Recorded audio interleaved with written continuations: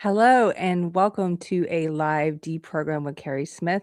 I'm your host, Keri, and I appreciate you hanging out. We're starting a little late. My special guest, Mr. Mike Harlow, you may know him from Walk Away. He's going to be joining us in a little bit. We had a confusion about the time, so we're getting started a little late, but hey, if you've been here a while, you're not it's not completely foreign to you, though it was my New Year's resolution is to be on time. Okay, I'm happy to be back. I've been gone for a couple of weeks. I don't think I've done a video in a few weeks. Been traveling with my husband and oh, I see someone new, Orthodox in the chat. By the way, I'm not Catholic. If you're new here, I'm a Christian, but I have a lot of Catholic friends who give me artwork and stuff, and I love religious art. And so I do have some statues and paintings. I have some friends who are Orthodox who've given me icons. I have one of Saint Michael that's beautiful. Anyway, I like art, uh, and every once in a while I get some angry person who doesn't like who doesn't like art, I guess, or they only want art about non-religious things. They get upset and they say that's an idol, and I'm like, it's a it's a statue. I'm not worshiping it. It's a piece of artwork. I used to collect dark art back before I was a believer. I used to have a lot of creepy art. I much prefer seeing religious, beautiful paintings and statues and stuff. I have one of the Jesus at Mount Olives. You can't see it from here, but it's the painting from the 50s that a lot of people's grandmas had. My grandma had one, and it's that beautiful painting where Jesus is at Mount Olives, and it's like a blue background. And a lot of, like I said, a lot of people's grandparents had it, and you can still find versions of it in thrift shops and stuff. And so I have one of those that I love because it makes me think of my grandma. So anyway, welcome. I'm just chatting with you guys until Mikey gets here. I did want to say I got to travel for 2 weeks. It was amazing. I had not been home in about 5 years, which is way too long. My husband and I've decided my husband fell in love with South Carolina on this trip, and he got to do a few shows there. That was his first time performing in South Carolina. And I know Michael and a couple of other people missed that he was going to be there. And it's totally my fault. I mentioned it in a couple of episodes, but I did not post about it on YouTube. I should have posted about it here as well. Anyway, next time we'll let you know. He's going to do more shows out there in the Carolinas. And I got to see family. I got to see old friends, so many God moments, things that happened. It was full of emotion, nostalgia, looking at old photos, like tracing back. God bless my husband because he's very interested in history, but he sat there with us for hours going through photo albums of, this is your great, great, great, great grandfather. And this is your great, great, great grandmother's sister's brother. Like, this is the long family tree rehashing. And most of my family, a lot of them anyway, they're all from the same area of South Carolina, and they've been there for generations and generations. And so that's kind of interesting, I think, for some people to have like your family that's all been in the same place for like forever. And my mom and my grandmother has since passed away, but my grandmother was so big into genealogy, and she traced a lot of our family history, and she had photos. So she traded photos with people back before the internet, really. Even she was driving great distances to meet with potential people who might be related to us and take and swap pictures with them. And she did gravestone rubbings, and she just put so much work into tracing all of the family history. And I'm so blessed. I know not everybody has that kind of, like, the photos and everything, just amazing. And the style on some of these women, you're looking at photos of women from like the 1890s or 1910, and a couple of the ones from around the 1910 era. And these women had class. I'm talking the best hats. Even the photos where they're not dressed up and they're wearing rags. Like my grandma's clothes a lot of her clothes were made during the Depression. My great grandma made all their clothes out of feed sacks.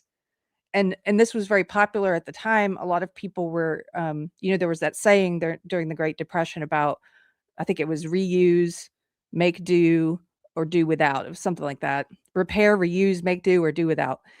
And a lot of people were making clothes out of feed sacks, and so the feed sacks started coming with floral patterns on them because they knew people were using them for clothing, the flour sacks, the cornmeal sacks and stuff.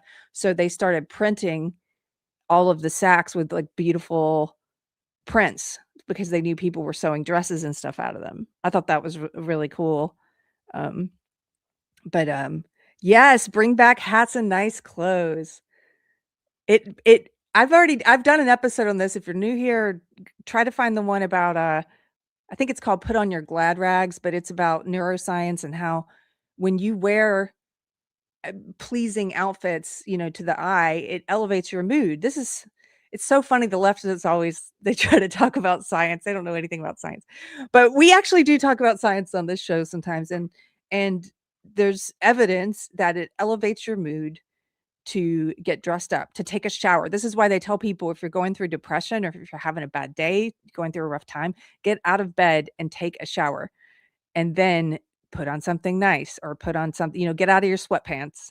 And one day I had a bad day a few weeks ago, just a really down mood. I told my husband and he wasn't having a great day either. I was like, let's just put on nice clothes and go be out in public with people and that will make us feel better. And it did. It's like, go get outside and do something when you're having a bad day. So anyway, so I'll just thank a couple people before Mikey gets here. What's up, Randy Wellen for $20 says, many women are easy marks for evil. Years of daily synthetic hormones, high body counts, and millions of choices have scrambled the instinctive goodness for women. Mental dysfunction has followed and is now on full display.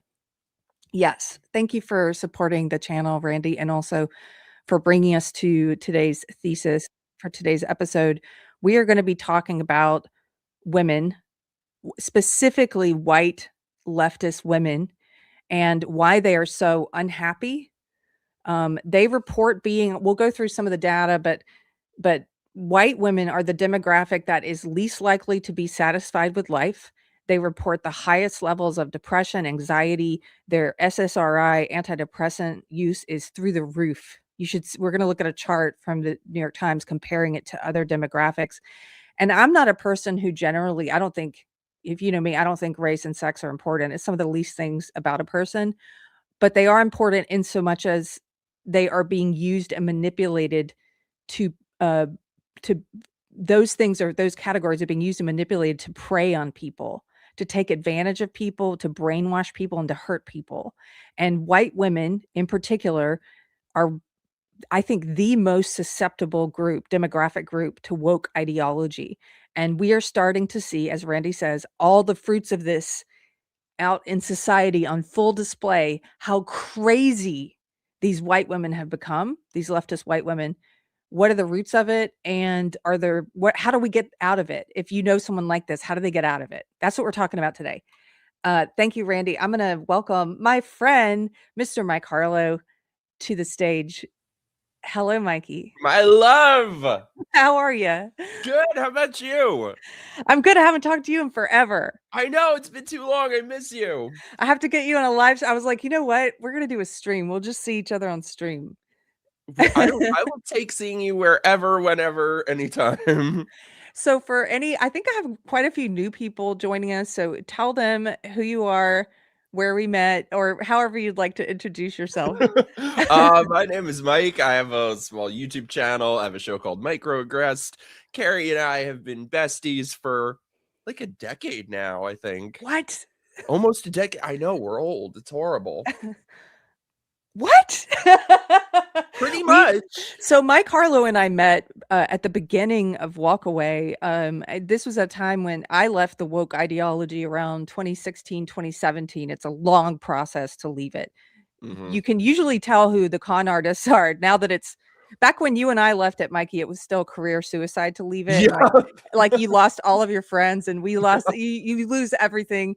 But then over time, the more people that left it and started speaking out, then the safer it became to leave it. And now you have people who come out like to grift. They're like, I'm leaving the left. I left it in a day. And you're like, what? Yep. Okay. And they never have And then they go backwards too. Now you're Yeah, having the yeah. ones who get blue pilled Yeah, leaving that a they have cult. no story of what did it, why, no Yeah, reason to know immediately. Just, oh, I'm yeah, a be leftist now or I'm discerning. conservative now. Yeah, they go to one rally and they're like, "I'm gonna conservative now." No, it's a leaving a cult or leaving any belief system. It doesn't even have to be a cult, but a system of belief is a long process. It's not a short process. There's Mhm. usually a couple things you can point to that are the first crack in the foundation of your belief system. And then like a spider web crack, it just grows, and from there, but it takes a while to become deprogrammed, to undo cult indoctrination. It's not an overnight thing. And people who know anything about cults, or maybe you've left one yourself, and I know a lot of you left woke leftism like Mikey and I did. It's a long process. So Mikey and I met back at the beginning of Walkaway. He's good friends with Brandon Strock, helped film the very first Walkaway video, and has worked for them on and off for several years, and one of the speakers. I think you're one of the most electric walkaway speakers that Oh, I've seen. thanks. I think you are. I've only done one. But it was I so wasn't great. electric. I cried. But that's why it was great. It was real. That's the thing is like, is it just me? I've said this to you before, but like, I feel like when we started speaking up, it felt like other people who were speaking up at the time, to me at least, felt like truth tellers, that they Mhm. felt so passionately that they had to speak up about this. And now everyone is so fake. Nobody means anything, that A it lot feels of like people. things have changed greatly.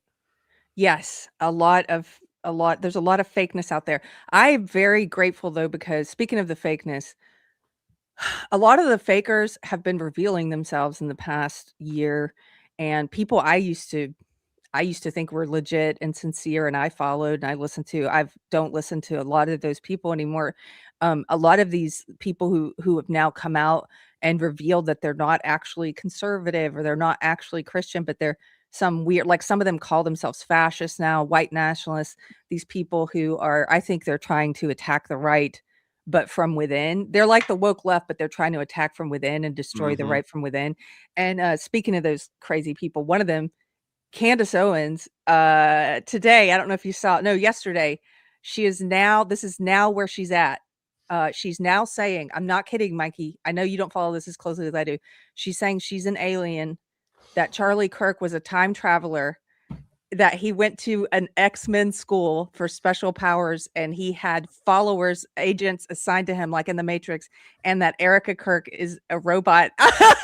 And Okay, she I saw this, but I didn't watch the clip. Can we watch it together? Because I have not seen the actual clip, and I need to.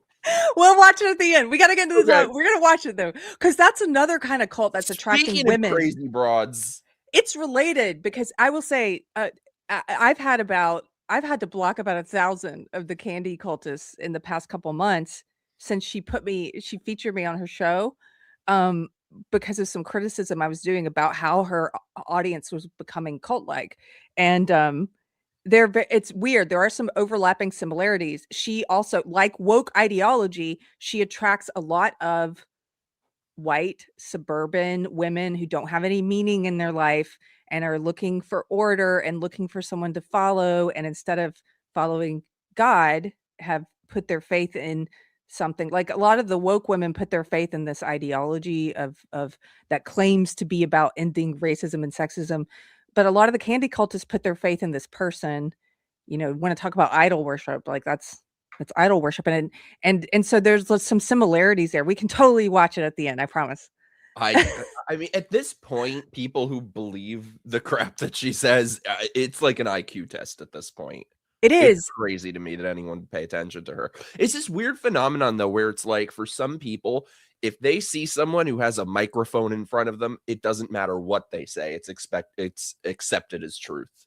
No Yeah. matter how insane, no matter how illogical, they will believe anything. She can tell them, like, look at what she's telling them. I was gonna say she can tell them the sky is purple, up is down, but is that any crazier than what she's What she's saying? saying, yeah, she's an alien. And there are people who Um, believe it. yeah, it's a personality cult, you're right, Orthodox. And also, Nelly says, "Please don't play her. I can't stand when she talks. She sounds like Ilhan Omar." I'm with you. Her voice is so grating to me now, but I've forced myself. I probably listened to about because her cultists will always say, well, you haven't listened to her. I'm like, well, actually I did. I listened to 15 full episodes so I could write my Oh, how? analysis. Oh and my and god. and then they do exactly what she does. You know how she's always accusing innocent people of things like murder, and then she says they have to pay attention to me, and if they don't pay attention to me, they're guilty, but if they do pay attention to me and address what I said, then they're guilty. And she did, like, there's no way out with a narcissist, right? Her Mhm. audience does the same thing. They go, you have to watch your episodes or you don't know what you're talking about. And they go, oh, you did watch her episodes, then you don't know what you're talking about. And I'm like, so wait, what? There's no, they're like, something's wrong with you if you don't watch them. Something's wrong with you if you do watch them. That's what manipulators do, though. They'll set up these sort of lose-lose situations for you, so they're right no matter what. Yeah. Yeah. Lose. You and I have experience with this We personality type. do, and that's the thing. I think once you deal with a psychotic narcissist once, you see the signs immediately in other Yes. people. Yes. Like, you never get roped in by that again. It's this silver lining of being the target of that kind of abuse. I heard from lots of women during when I was, doing a lot of the Candace commentary. I heard from a lot of women who said, I never got sucked into this because unfortunately I lived through having a narcissistic spouse and a really abusive spouse, and I noticed the tactics, and I said, look, I'm sorry you've gone through that. No one should have to go through that. But the silver lining of that is that it's made you more discerning. So it's like God gave you, sometimes there are some lessons we can only learn through horrible people. you know, you're never Yeah, going to learn about what a cluster B personality disorder is through someone who doesn't have it. Do you know what I mean? Like the best teacher is experience. Like you can hear someone talk about it or experts explain it, but you really don't know it until you've experienced all of that behavior from someone. for sure, discernment is something you always talk about, and there is not enough of that on the right. It's like they'll just let anyone in. Mm-hmm. Okay, so we're getting to today's topic. Speaking of cluster B and personality disorders, you look great, by the way. I love your headband. Thank you. It So was meant to cover a bad hair moment, but I don't think it's really doing its I'm job. just happy to see you. I'm So happy to see you. I was happy to see you. So the past few months, I've been getting a lot of hate mail and death threats from white nationalists, Groypers, the Candace cult. So like just really stupid stuff from what I call the woke right. These white supremacist crazy Which is the people. perfect term, by the And way. Are people still fighting that? some people are still fighting it, but I think more people are starting to understand why we call them that. But so I've been getting mostly that. It's from the white nationalists and stuff in the past 3 months. But then this week it switched again. Now it's back to the leftists are really pissed. Uh I've gotten a lot of hate mail from them this week and a lot of, just their typical vitriol. And it's actually because I was getting it just from the right. I'm putting that in quotes because they pretend to be on the right, just because I was mostly getting it from the right for a while. So now to get it from the left again is kind of nostalgic. Like, oh, bless your hearts. You're Yeah. still there. Like you're still there sending out your angry blue-haired hate mail.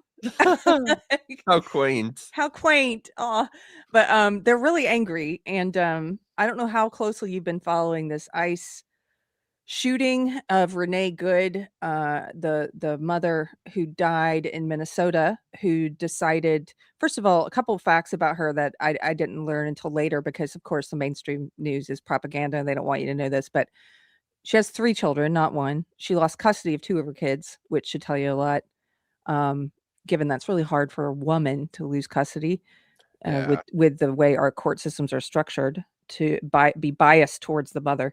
She lost custody of 2 of her kids, and then she apparently decided the 3rd kid wasn't important enough to be around a parent, that it was more important that she go out and behave like a lunatic and spend her time harassing, following, tracking, and trying to obstruct law enforcement. And while she was doing this one day with her vehicle, she not only was obstructing law enforcement, we can watch all of this. There's videos from multiple angles. We've all seen it with our own eyes. She was obstructing law enforcement. She disobeyed a direct order from law enforcement to get out of the car. And then she accelerated her vehicle towards an ICE officer who shot her which is within his legal rights to do so. It's our, not just his right, that's our right. That's all of our rights as an American citizen. We are allowed to use lethal force to stop bodily harm. Well, Almost and he every was go ahead. following the procedure that Tim Walz signed into law. Mhm. Yeah, so it's, there's no question. I think it's, I keep telling these leftists who are trying to argue with me, I'm like, "Well, you know what? Just bookmark this comment when you have lots of feelings about it later, when nothing happens to this ICE agent because he did nothing wrong." Um, so anyway, this happened, and I was, like, kind of surprised that let me backtrack. I wouldn't say surprised.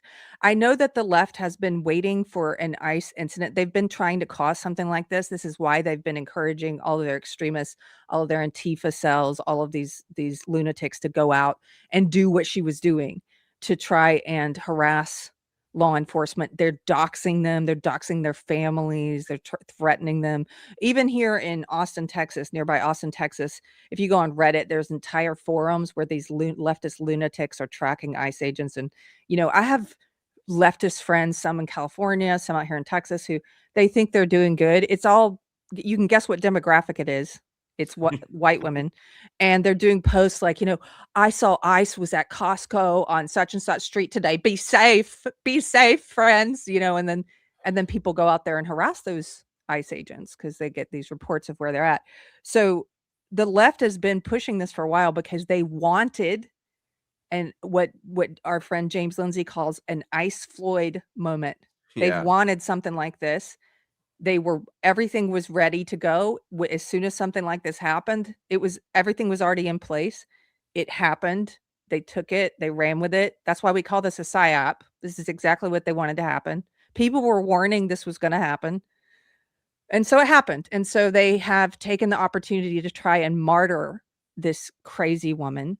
And I brought you here today because I want to get into the what's been happening since then with all the other leftist white women who are out in the streets.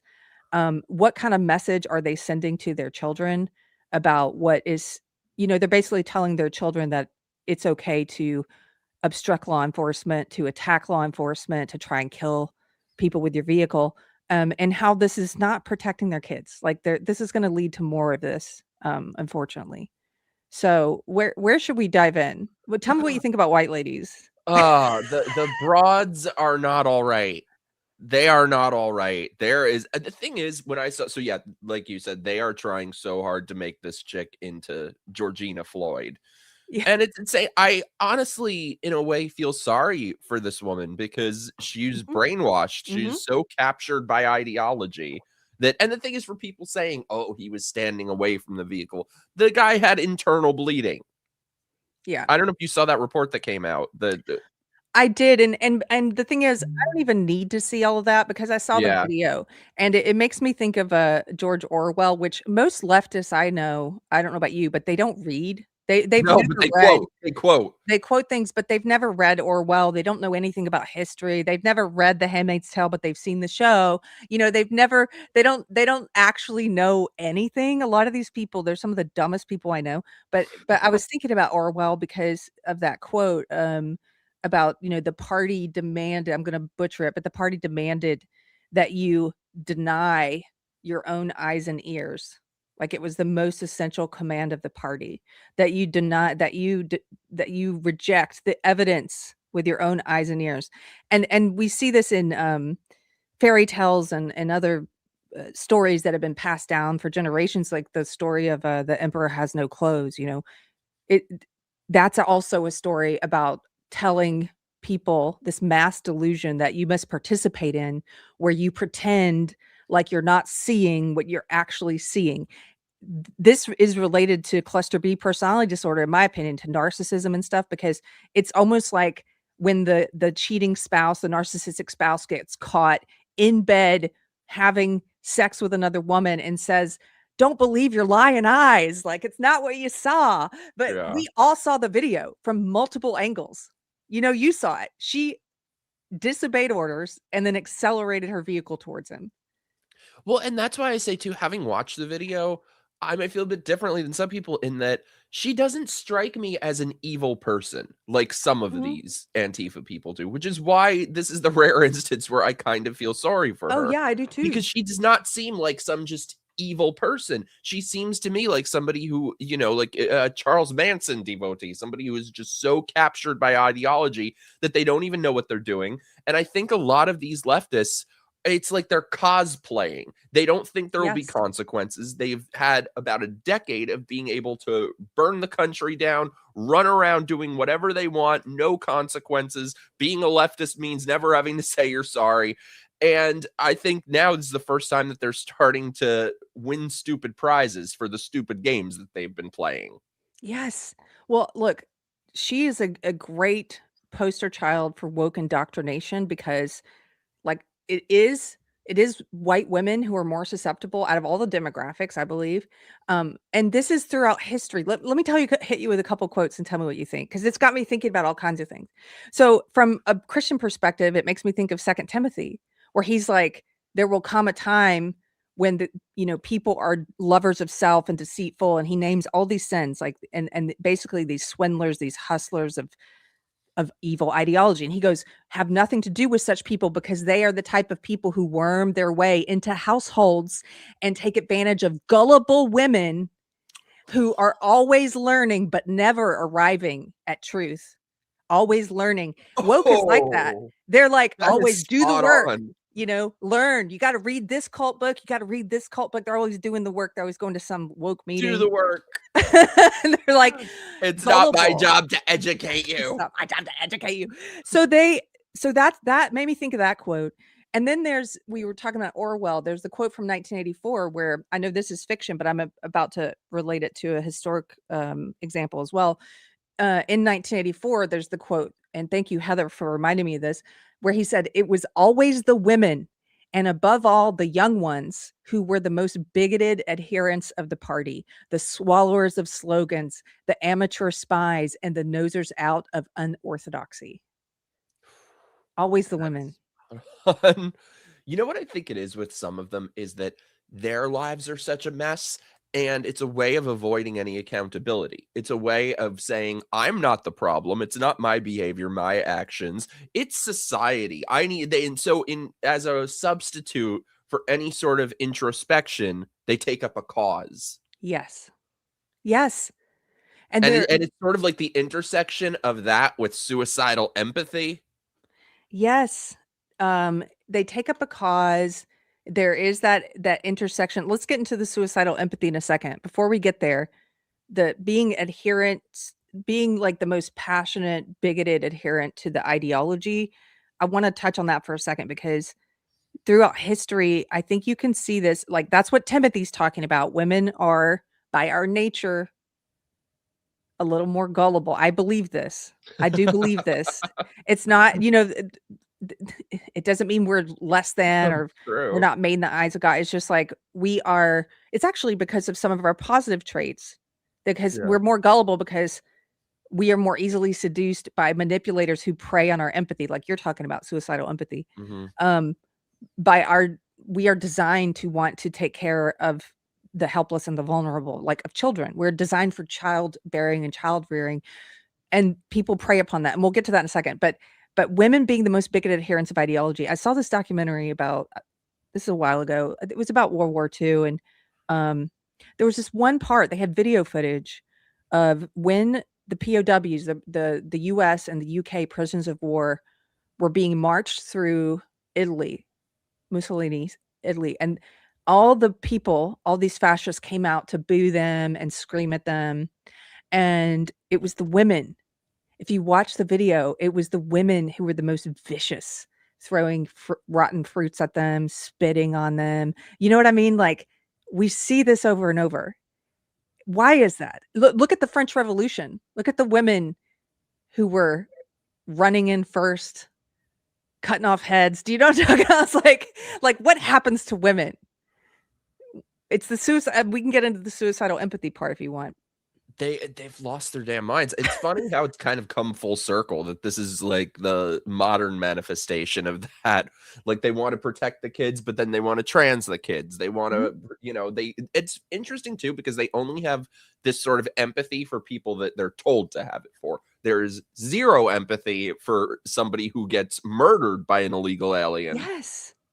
They don't care a lick for any of the young women, and by the way, women of color, which they claim to care about more.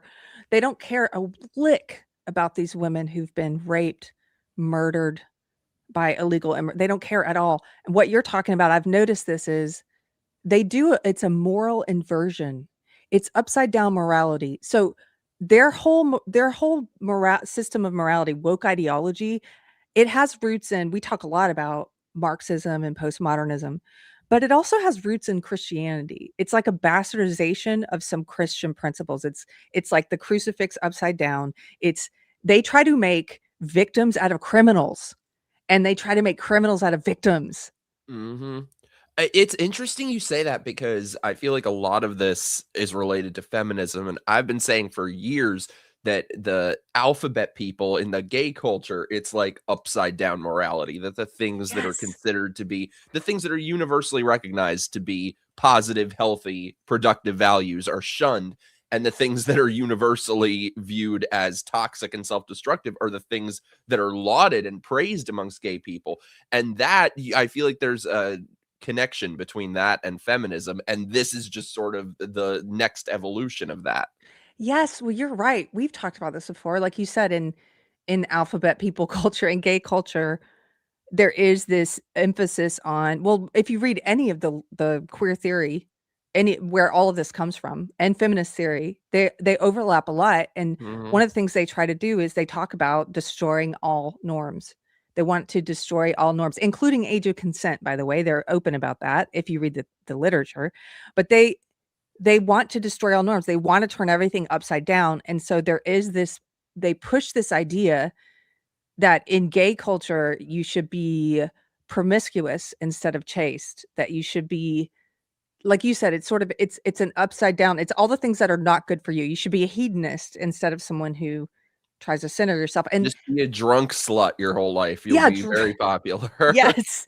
And And it's feminism like does a it's lot the of the chicken or same. the egg because it's like, do you have feminists play acting as gay men or do you have gay men play acting as feminists? Yes. Feminism does They the same all thing. suck. It's like it tells women destroy all norms, go out and be, like you said, drunk sluts. That's empowering. Yeah. It's not No healthy for people. accountability, no introspection, no nothing. Yeah. You, have talked over the years a lot about people's, in the gay community, uh, reliance on antidepressants and SSRIs And and women too. and women, and I've got a couple of graphs here we can look at. First, I wanna It's like feminism and gay culture are like the two hounds of hell. yeah. Yeah, it's funny, I'm gonna show you this funny little meme. Gays didn't make it to this meme, but women did. I just thought it was kind of I would start with this. This says, like, what are the biggest threats to Western civilization? You got Russia there, China, Islam, and then look, liberal white women with liberal arts degrees. Yes, that's so true. There you go. That's, yeah. That's so Gays true. didn't make it to that chart, but I think they could have. And they're the same bullshit. Yeah. So I've got a couple of studies we can look at. Here's one. And this is gonna be it seemed like a lot of repeat. Can you still hear me? Yeah. Okay. Seems like it's gonna be some of it is like beating a dead horse, but it's because all the studies say the same thing. Women, white women in particular, liberal white women, are the least likely to be satisfied with life. They're the only demographic to become less satisfied with life the older they get. Like if you look at some of these charts here, um, we'll start with this one. Percentage of women who report being completely satisfied with life, ages 18 to 40. Wow. And you've got conservative, there is the bar graph on the right, and you've got moderate in the middle, and you've got liberal down there on the left, and it's a very small percentage. It's barely higher than 10% for liberal women.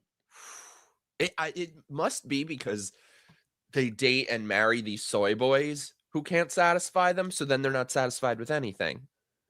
That's part of it. I think it's also that they're not even dating and marrying.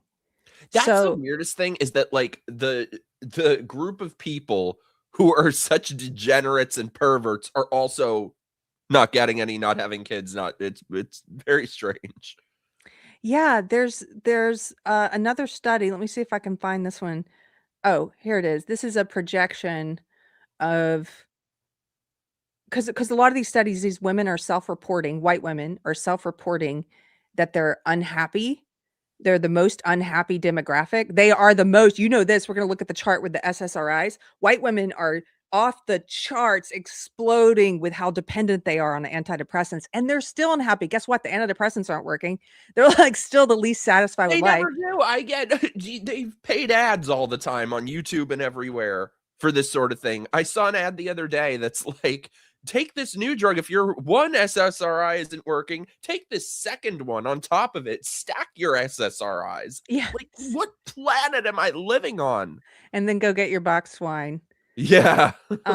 So look, so what I hear, And this your is Ozempic for all the weight you gain. something I posted 2 years ago. This is from 2024. What's wrong with our current society in a single headline? The destruction of the healthy family, the building block for a healthy society. Single childless women often feed their biological drive to nurture and protect into causes or activism or politics, and they get pulled into evil ideologies that pervert their natural instinct. This is what you and I were talking about.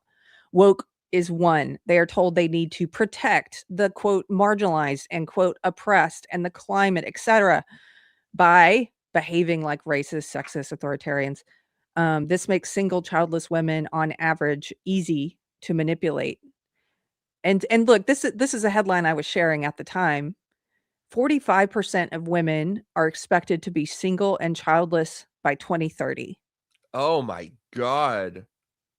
Half of all women single and childless. What do you think that childlessness, let's focus in on that first, then we can talk about when they do get married, the kind of partners they're picking, soy boys and whatnot. But what about the childlessness? Like, do you think that plays a part in the attraction to woke ideology?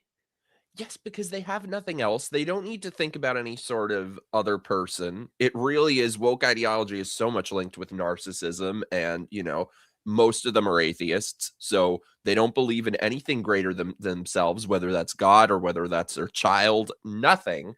So it's this sort of worship of self, worship of government, worship of politicians, worship of the media, worship of celebrities. You really don't see these things as much in people that are not part of this ideology. Yeah. There's no value there for children either. Look, there's somebody who says, "I'm conservative and childless, but not on purpose." Me either, not on purpose. And, we are trying, and there's always adoption, and, we'll see what happens. The point being, there are lots of people who are unable to have children or have not been able to have children, not by choice. But we're talking about people who choose childlessness. Is there something in that choice of not thinking that's important? I don't know, that opens you up to, like you said, we are living through one of the most narcissistic periods ever of human history. It's But gotta be the most. yeah, but does it without children? I think children offer you an opportunity to, like you said, like, get outside of yourself. Yeah, It and they doesn't have mean you're nothing going that's to. outside of themselves. What'd you say? They have nothing that's outside of themselves. Yeah. Brahma Bull, what's up? Hey, Brahma Bull. He says, birth control starting at age 13 also affects the brain and hormones. Yes, it does. Okay, I've heard birth control makes broads crazy. Yes. There's a lot of research coming out now about the negative effects and consequences of birth control, which was suppressed for a long time because, of course, it goes against the narrative, you know? And I will tell you, just anecdotally, my experience as a woman growing up, Gen X, the tail end of Gen X, and the messaging that we started getting. I didn't get all this feminist messaging in elementary school. I was blessed in that regard. But and I didn't get it in high school. I went to a science and math high school, a boarding school. Went to a really good college. I got it. I started getting this messaging at college. So that was like the late 90s. And all this feminist stuff and the cultural religion of woke was just starting to take off at that time in the universities anyway. And there was never any kind of they don't put any warning. They don't give women any hesitancy for taking birth control or having abortions or having premarital sex. Or the way of the world is basically like, if you want to be cool and empowered, like you said, the same messaging the gay community gets, Mm-hmm. do these things. And I kind of feel like there's a bit of fraud. If you look at it from a certain angle, like the medical establishment has a certain responsibility to their patients, and I don't think they've done due diligence when it comes to birth control for young girls, I mean, they haven't with anything, with that, with trans kids, with COVID. Yeah, trans kids. I mean, that's the biggest. I think that's going to bring them down, because these lawsuits that are in action right now, Chloe Cole, Layla Jane, and others who are suing for being mutilated when they were children by the medical establishment, having their breasts cut off at 13 and whatnot. Like those lawsuits, I hope they don't just bankrupt some of these hospitals, but I hope that some of these doctors end up in prison. That's where they belong. And same with Yeah. the ones pushing SSRIs and pushing all of this. Yeah. So what is it about? I want to get back to we talked about the childlessness. What is it about when they do get married or they do pick partners? What are your thoughts about, you mentioned soy boy, like the kind of men they're picking? Okay, I got to tell you something. If I may go on a tangent for a moment. Anytime Mike Harlow says, okay, I got to tell you something, I pay attention. Okay, what? Get this shit, though. So lately, over the last year or so, it's very strange. I've noticed something. That any male I encounter who's 20 to 30 or so, let me tell you, there's no such thing as gaydar anymore, because they all seem friggin' gay and none of them actually are. It's the weirdest thing. It's like guys in their 20s, early 30s, it's like they were just raised to be super gay without actually being gay. That you can't tell anymore who's a gay and who's not. I have a point with this though. This is the state of men at the moment, that you can't even tell a straight guy apart from a gay guy because they all seem gay at this point. So this is who these women are. And it's not even like most of them are lying, I don't think. It's just, I don't know. It's the weirdest thing. You'll meet some straight guy somewhere and he's talking to you about Broadway shows and Taylor Swift. It's very bizarre. Well, I don't know. It blows my mind. a lot of that has to do with, again, going back to the theory. So these leftists, as we mentioned, they don't read.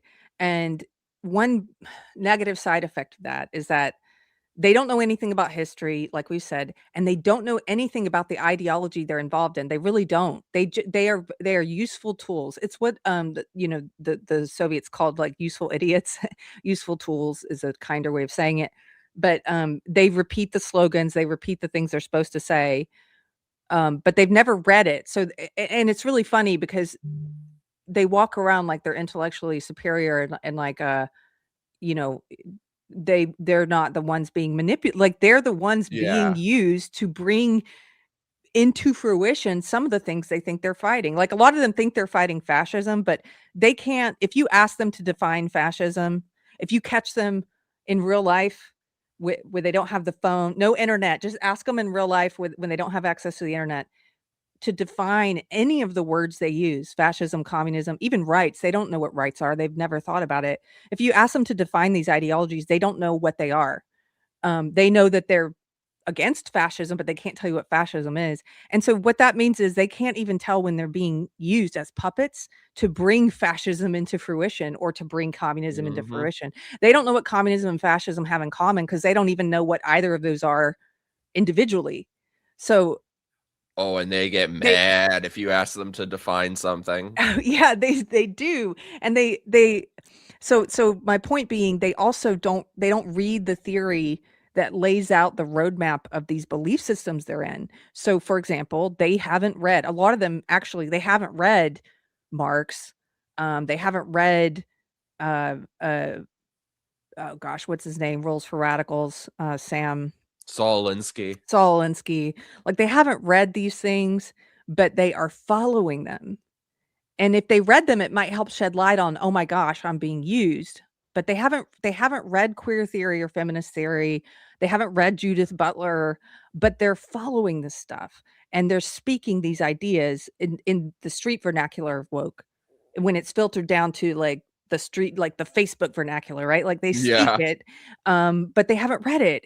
And so one of the parts of the feminist part of woke, as you know, is this feminization. Like again, they want to destroy all norms. They want to destroy the gender binary. They want to destroy the whole idea of sex. They're against anything that's real and true. It's basically, like I said, upside down morality, upside down reality. So they want to pretend that there's no such thing as male and female, right, Mhm. and part of doing that is blurring these what they call gender roles, but they purposefully try, like some of them are they tell their kids to raise their kids with no gender roles, like raise your kids. And so this leads to white leftist women who think that they're being good people, um, denying little boys trucks if they want to play with trucks, or, giving their little boys dolls and trying to push them in that direction, like that kind of feminization of men. Ugh.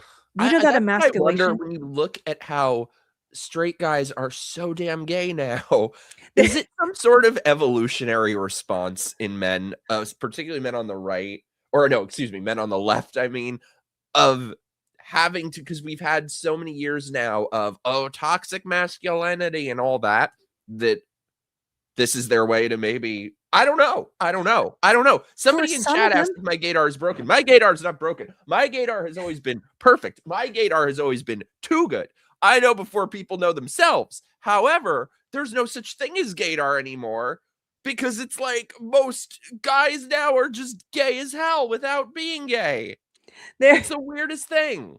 Well, one is you can look at declining testosterone rates. Like that's a real thing that's been happening. Look at the average testosterone rate for men today versus the 1960s, and it's crazy how much it's fallen off. So there are declining My point. testosterone rates, and a lot of theories about why that's been happening. But another thing is, like you said, the social construction of they're trying to turn everything upside down. They're trying to queer, they call it queering things, right? Like they want to queer masculinity. And all these messagings. So there's two things happening. This war on men is part of woke. That's been happening for a while, where it's like war on masculinity. They even infiltrated woke ideology, infiltrated the APA, the American Psychiatric Mhm. Association. It's hard to find a therapist or psychiatrist now who's not indoctrinated with woke, because the APA itself has been putting out woke guidelines to therapists and psychiatrists, telling them you should talk to your male clients about their toxic masculinity. Like it's a captured institution. And so much so that I've watched some live streams with conservative therapists and psychoanalysts who are like, there's very few of us. And there's every pressure to not be like, we get punished for not walking in this orthodoxy, this belief system, right? We don't want to talk about toxic masculinity, this made up bullshit with our male patients. They're there with real life problems. But so they push this idea, this war on men, that masculinity is toxic, that patriarchy is some evil oppressive force that oppresses women, um, that women, they push this fake idea that women don't have the same rights as men. Women actually have more rights than men Yeah. currently. We do. We do currently have more right. Men can be drafted. You women cannot. And you know what I think is really one of the things that causes the disconnect is that the thing that these women are being indoctrinated to think they want are not the things that they actually want deep down. I don't believe that any woman really wants some soy boy or wants any of these things. I think that deep down, a lot of them, if they were being honest, really would like to have kids, to settle down, to have a family. And let's be honest, they don't want some soy boy. They Yes. want a man who's going to take them out back and screw them 10 ways till Sunday. They don't want this little soy boy. They have Oh, okay. I have so many thoughts. I know we're going back here. Okay, about the soy boy thing. So I think in response to this war on masculinity, men are going in two different directions. So some men are going super as a is it Newton's third law about for every action there's an equal and opposite reaction, right? Mm-hmm. So as a reaction to this woke indoctrination, that's a war, like a war on men and masculinity, as a result of that happening for a whole generation now of young people who were raised in this crap, some of those young men are ricocheting over to extremism and calling themselves fascists now. These are the young men who are following Nick Fuentes and stuff. They're going full on, they're following Andrew Tate, and they're like, screw women. They're basically becoming the mirror image, the inverse of feminists. Like feminists are like, yeah, feminists are like, men are the whole problem and men this, men that. And these guys are reacting to that, these young guys, and they're going over here. And I understand why they're doing it. It's a bad choice for them. I don't think it's a good move to go there, but they're going over into women are evil. Women are the source of all problems. And, you know, it's a reactive thing. Mm-hmm. And then the other thing, so if men are going in that direction, and then like you said, some men are going into this weird, if you can't beat them, join them thing, like they're transing themselves. I think a lot of the men who are deciding not in childhood, but as adults that they're like, oh, I'm trans now. I'm a woman now. Well, you get a lot of, they're men who can't get laid at first of all. They haven't been able to figure out a reproductive strategy. And they're like, but if I become a trans woman, I'm going to get a lot of attention and validation from women, from white leftist women. Wait, sorry, did you say reproductive strategy? That is the greatest term I've ever heard in my life. Damn, I need a reproductive strategy. Oh my God. It's about go to a bar later and be like, I'm here for my reproductive strategy meeting. Mikey, I was a biological anatomy major, biological anthropology and anatomy. So sometimes I fall back on that language. It is a reproductive strategy. It is. So some men do the male feminist angle as a reproductive strategy. They think this is going to help me get chicks. Yes. And let me say also, the Andrew Tate thing, to me, that is the personification of that. I think when people talk about masculinity, they don't know what it actually means. They don't know any sort of deeper meaning to it. They view it as a costume. To me, Andrew Tate is the opposite of that. It's a costume. He's cosplaying masculinity, but I think it's insecurity and all this. Yes. And so you've heard, how with women for many years, there was the Madonna whore complex that they were told either you're the virgin or the whore. I think for men, the male version of that is either you're the Ken doll from the Barbie movie, dickless, ballless, nothing going on, just tuck your dick between your legs. Oh yes, dear. Or you're Andrew Tate, you're a rapist. Yes. It's like those are the things that liberals allow men to be, one or the other. Yes, you're absolutely right. And it's a false dichotomy. The Ken doll or the rapist, 100%. And they don't be either. Don't be either. Into all their crap about like the man or the bear. By the way, I did want to. I can't pay too close attention to chat when I'm talking because I get distracted. But I did notice that Powerhead Greg says somebody rated the stream. Whoever rated the stream, was it Nina? Yeah, Thank Nina you. was here before. Hey, Nina, and then also Pirate Tomsky. Give it up for Pirate Tomsky. The mod is in the chat, and he said "Gaydar down" somewhere. I can't find it. But he said "Gaydar down," and I just imagined it in his accent. I can't do his accent. We've got Gaydar. Gaydar is down. They're interfering with my reproductive strategy. It's true. It's true. Oh, Greg rated. Greg, is it your Greg? I don't know. I don't think so. Greg should join us. I told him he should join us. He said he wouldn't come here if Tiger was here. But he's completely welcome. Let me just thank a couple people so I don't get too far behind. Do you mind? Oh no, go. I'll Fight You Naked is here for $5. Thank you for the super chat. Says for the first time in living memory, awfuls, awful meaning, isn't that a angry white female leftist? I love that. Yeah. I learned the best stuff from being on your show. For the first time in living memory, awfuls, angry white female leftists, are experiencing consequences for their actions. To the privileged, equality feels like oppression. What a great quote. What a great quote. Oh my God, Pirate Tomsky said Mikey has a reproductive strategy. I think it's a bad one. Mikey, it's not working. It's not working. Chris Like Baker, a monk. Chris Baker, author, for $5 says the USA should import single childless women under 26. Women from South America, Russia, and Asia are wonderful. It's a great replacement. Oh, hey, Chris, I know who you are. Thanks for being here. It took me a second to recognize your screen name.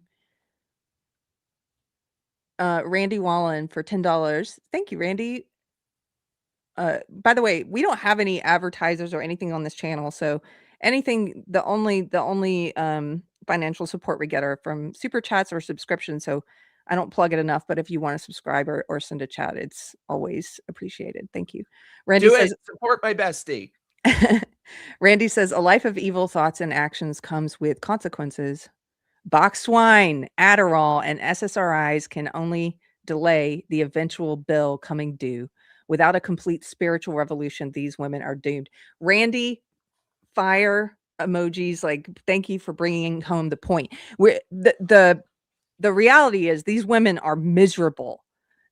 And a part of that is because society has veered off so far off course. And we just saw the statistic that, we're on track to having 45% of women unmarried and childless by the year 2030. This is all a part of, by the way, the globalist agenda. If you read about Project 2030, sorry, it's Agenda 2030. Leftists don't know anything about the real stuff that's happening, like Agenda 2030. They don't know anything about the World Economic Forum. They don't read any of the pamphlets that the WF puts out. They didn't read the COVID book, nothing. But they know all the nonsense stuff like Project 2025. Oh my God. You know what I mean? Remember that? Like, I ask them in person sometimes, young people, I'm like, have you heard of Project 2025? And they're like, yes, it's awful. And I'm like, have you heard of Agenda 2030? And they're like, what?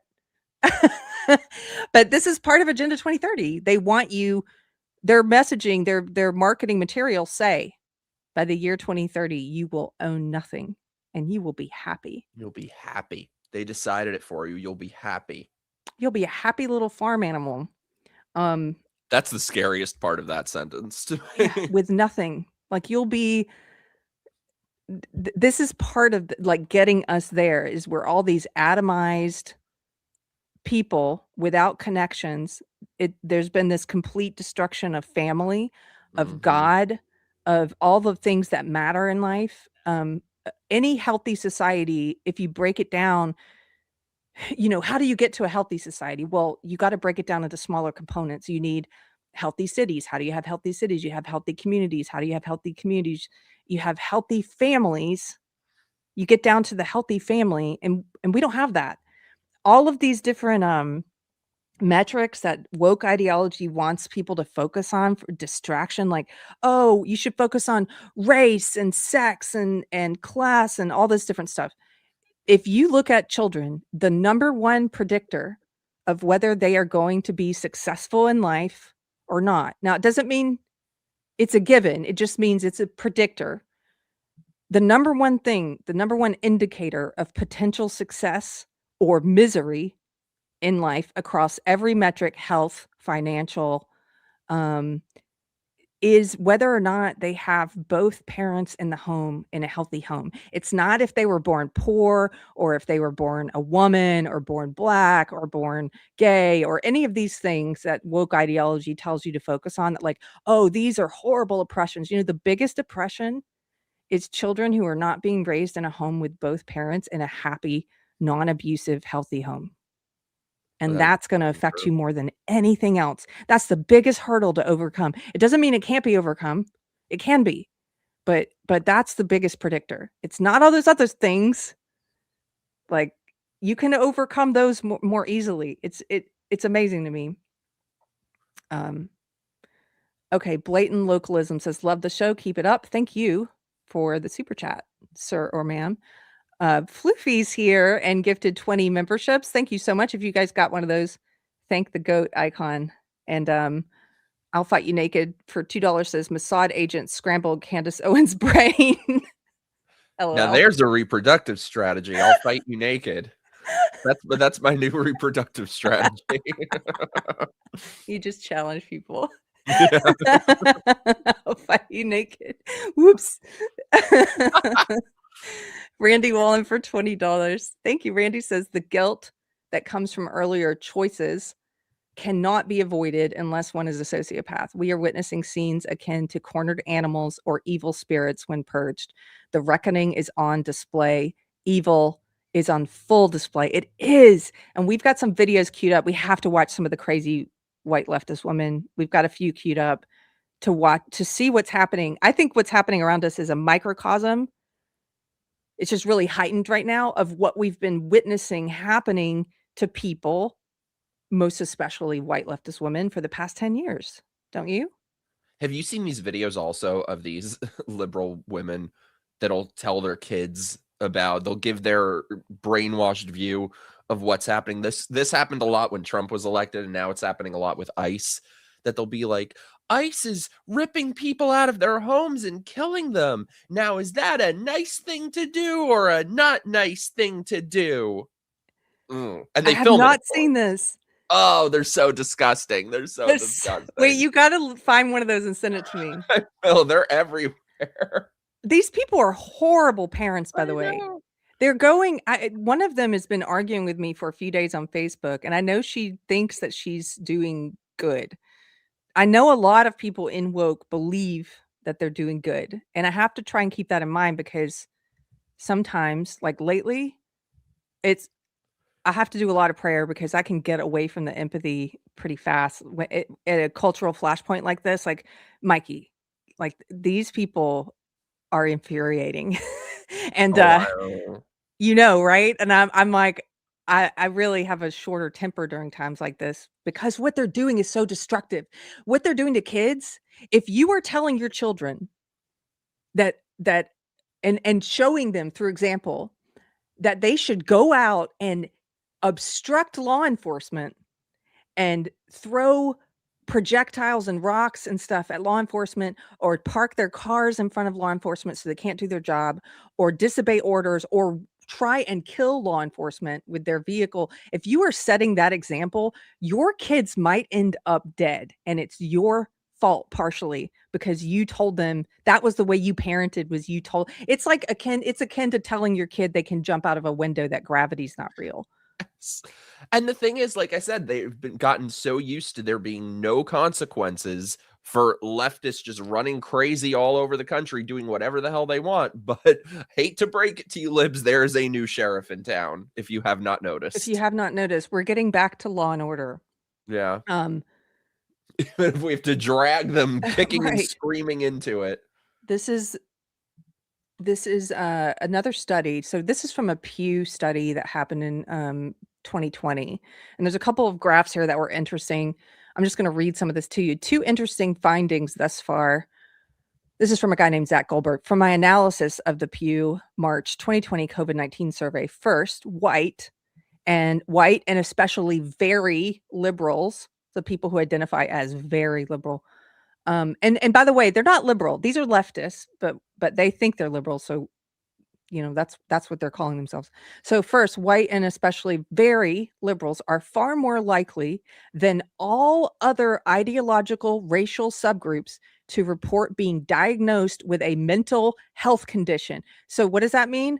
White leftists most likely to have mental health problems. You can see the graph here. The red bar is white people. The blue bar is non-white people. And there on the left, that grouping is the most leftist that you can get.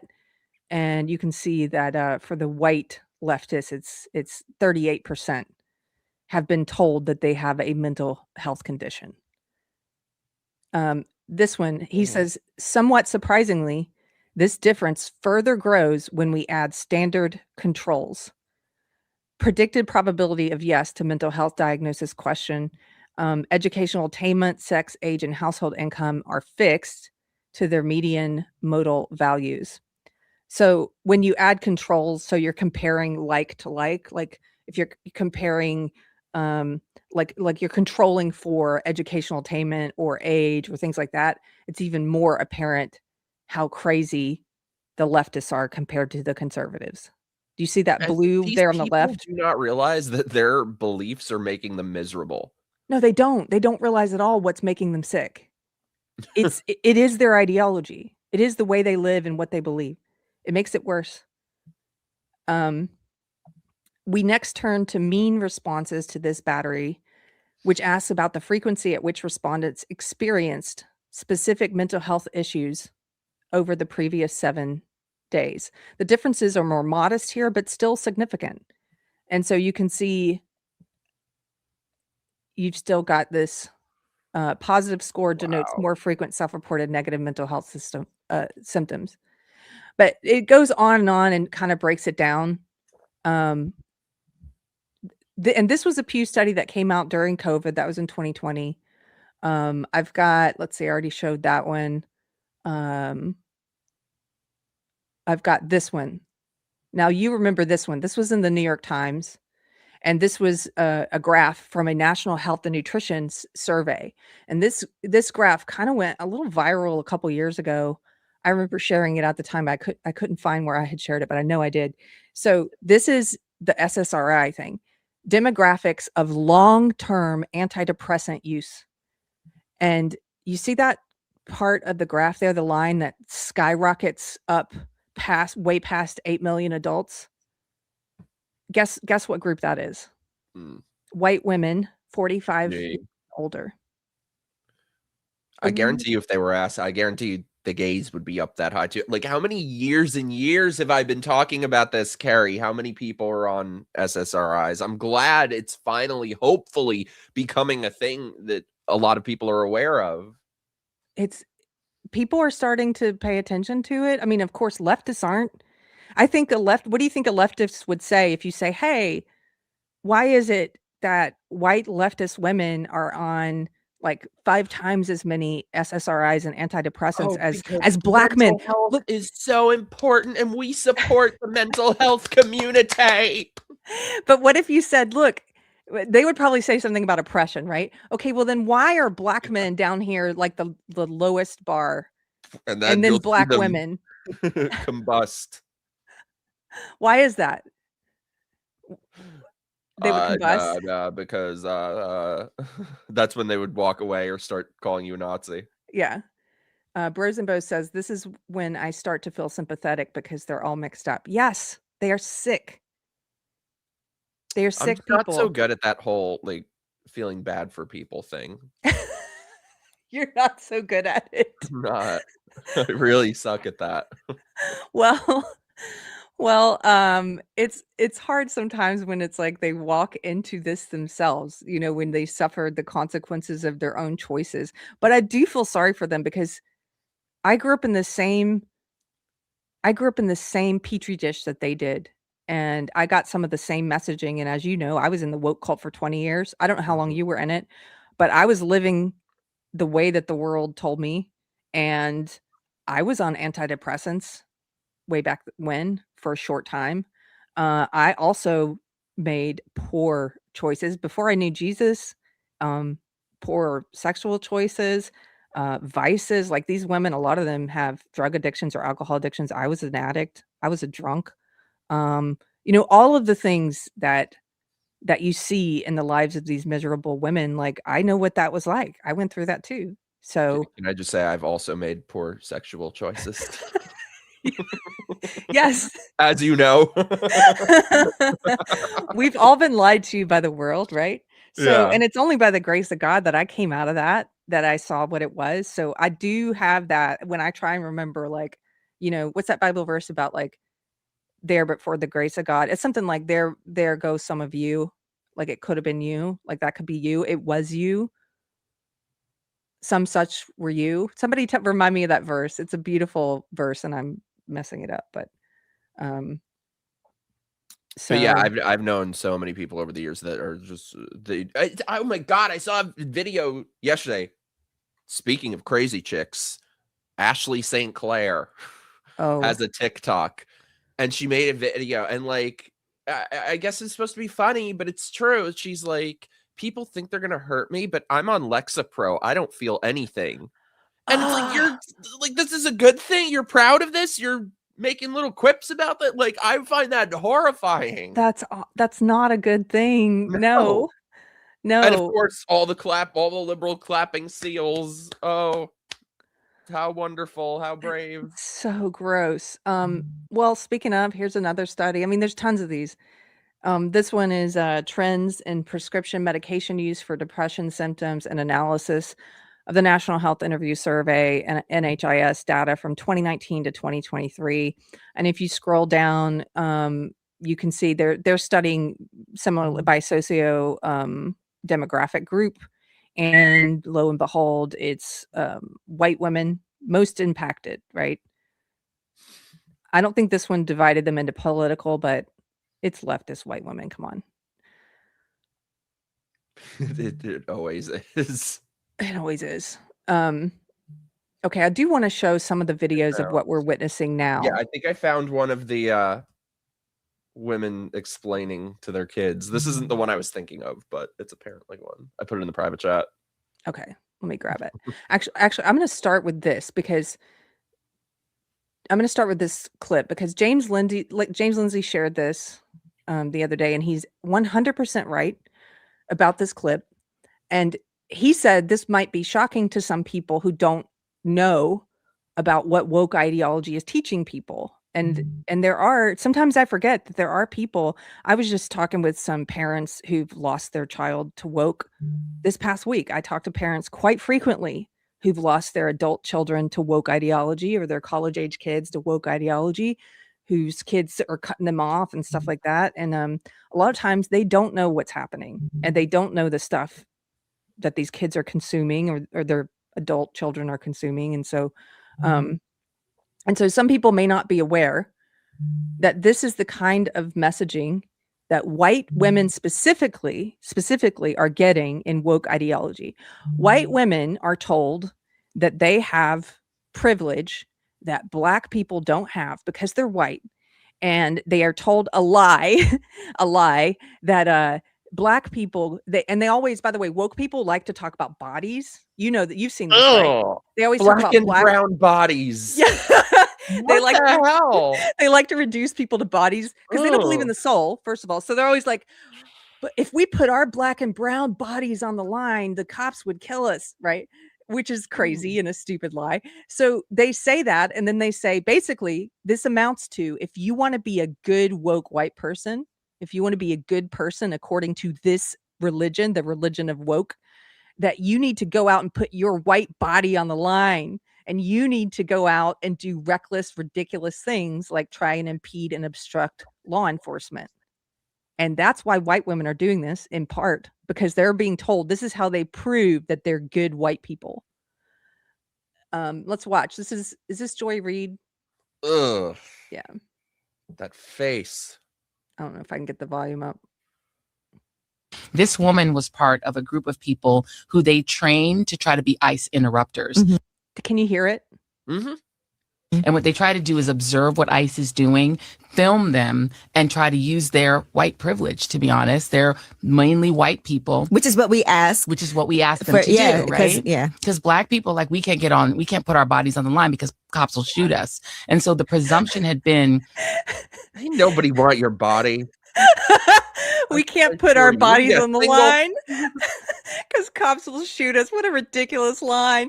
None of the evidence supports this, by the way. The whole myth, if you're a woke white person just joining us to hate on us for the first time, and I'm sure there's some of you on Facebook especially, welcome. We love that you're here. Why don't you go and look up some of the research that was done by, who's that Harvard professor? Roland, I think it was Roland Fryer. He did a lot of, and correct me if I get the name wrong, it's Roland something. He did a lot of studies. He actually thought, he's a Black guy, by the way. liberal, voted for Hillary. He thought he was going to do a study about how the police were disproportionately using violence against Black people. And so he started studying it. And he did a systematic analysis of the data, and he found that the exact opposite was true. This is a Black guy. And then, you know what the woke did? They hated him because his evidence and his study showed the exact opposite of what he thought it was going to show. So I'm sorry to tell you, maybe it's your first time hearing it, but this is a ridiculous lie. They want to make people hysterical and crazy, and they try and pretend like we are living through the 1950s when we're not. We're in 2026, ladies and gentlemen. And so this ridiculous lie that they tell kids with a straight face, we can't put our Black bodies on the line and risk our lives by doing something stupid like attacking law enforcement because they would kill us, but not you. That's what she's saying. Let's watch it again. This woman was part of a group of people who they trained to try to be ICE interrupters. And what they try to do is observe what ICE is doing, film them, and try to use their white privilege, to be honest. They're mainly white people. Which is what we ask. Which is what we ask them to do, right? Because Black people, like, we can't put our bodies on the line because cops will shoot us. And so the presumption had been, particularly a white woman, because remember, part of the rationale for doing this with ICE is to save white women, pristine white women, from being ravaged by, Notice the racist language she uses there, pristine white women, right? Pristine. Have you seen these broads? Pristine is not the word that would come to mind for me. By the way, white privilege is not a real thing. Welcome to reality. It's 2026. We're glad you could join us. Yeah. Criminal brown men. So white women, had been taking the lead in being the ones to step forward. This woman was part of a group of people who they trained. Okay, that's enough of her. Ugh. But this is what she's saying. By the way, there were leftists who were trying to argue the point and were trying to pretend like Renee Good wasn't there as part of being a trained activist and extremist. They were trying to pretend like, I don't know, like she was just driving by randomly. No, she was there. She'd been doing this for a while, going out and making it her mission to do this so she could be a good white lady to interfere with, obstruct, and impede law enforcement from doing their jobs. You know what I saw, by the way? So, like, I follow all the crazy people in my area who were, like, the ones funding all this. I saw it the other day. They had near me the training, the anti-ICE training that they're giving for people like this. I'm like, oh, I wish I knew about it, but they said it's the first one. I'm going to go. Can we go together? Yes, come here. I'm going to come there. Can we go together? Yes. You've said it on a stream now, so it has to. I'm doing it. I said it on the stream. I will come to Florida. I've got my blue wig. I was thinking I need to get like rainbow stuff. You've got rainbow stuff somewhere, don't you? Do you think I own rainbow stuff? No, I do not. I literally do not have a single rainbow anything. What about the gay camps that Trump put you guys in? They didn't give you rainbow stuff at the gay camp? I wish. I'm still waiting for them. It's like when you put holy water on a demon. That's what happens when you put rainbow stuff on me. It burns. I have rainbow stuff. I'll bring it. Okay, bring it. Okay. Oh, we're gonna fit right in. We'll make friends with all of them. We'll know what they're all up to. I'm excited. I would love to go to one of these things. I'm gonna find out when their next one is. Oh man. Okay. So that was Joy Reid. So that we just showed that because I guess it is shocking to people who are not that familiar with woke ideology, but this is very common. What she's saying is totally in line with woke ideology. They press this into the heads of the new converts constantly. First, they make up these words. All cults do this. They manipulate language. Again, to go back to Orwell, he talks a lot about manipulating language and how in order to control people, you have to control their thoughts. And in order to control their thoughts, you have to control the words that they say, the words they're allowed to say, and the definitions of words, and then come up with new words. So they change the definitions of existing words all the time. They've tried to change the definitions of racism, sexism, woman, harm. And they've also, they come up with new words like white privilege, new phrases and stuff. So the first thing they do is when you get into this cult, you don't usually realize you're joining a cult. You just think you're learning more, right?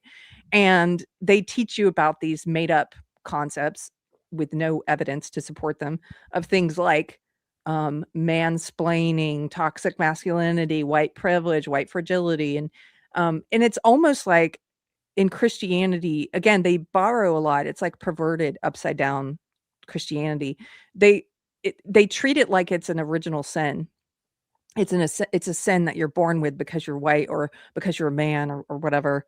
But unlike original sin, the concept of original sin is that we're all born with original sin.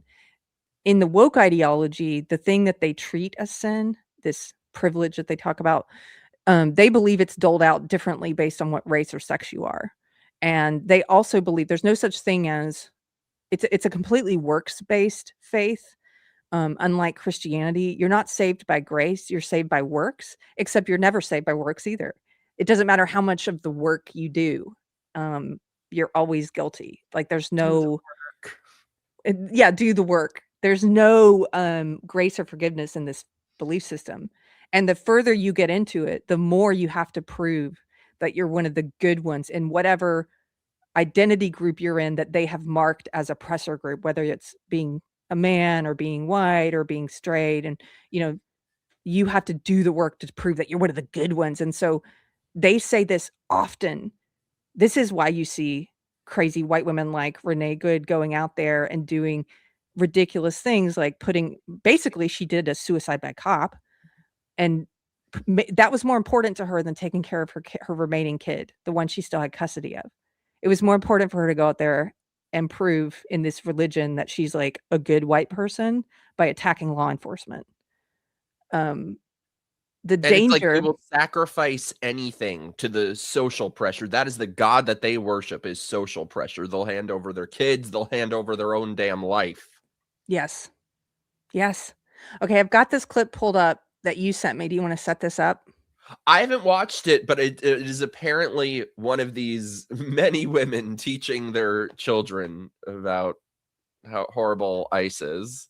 Okay, this one says, this is a Minnesota mom with a cat teaching her young child all about how bad ICE supposedly is. Okay.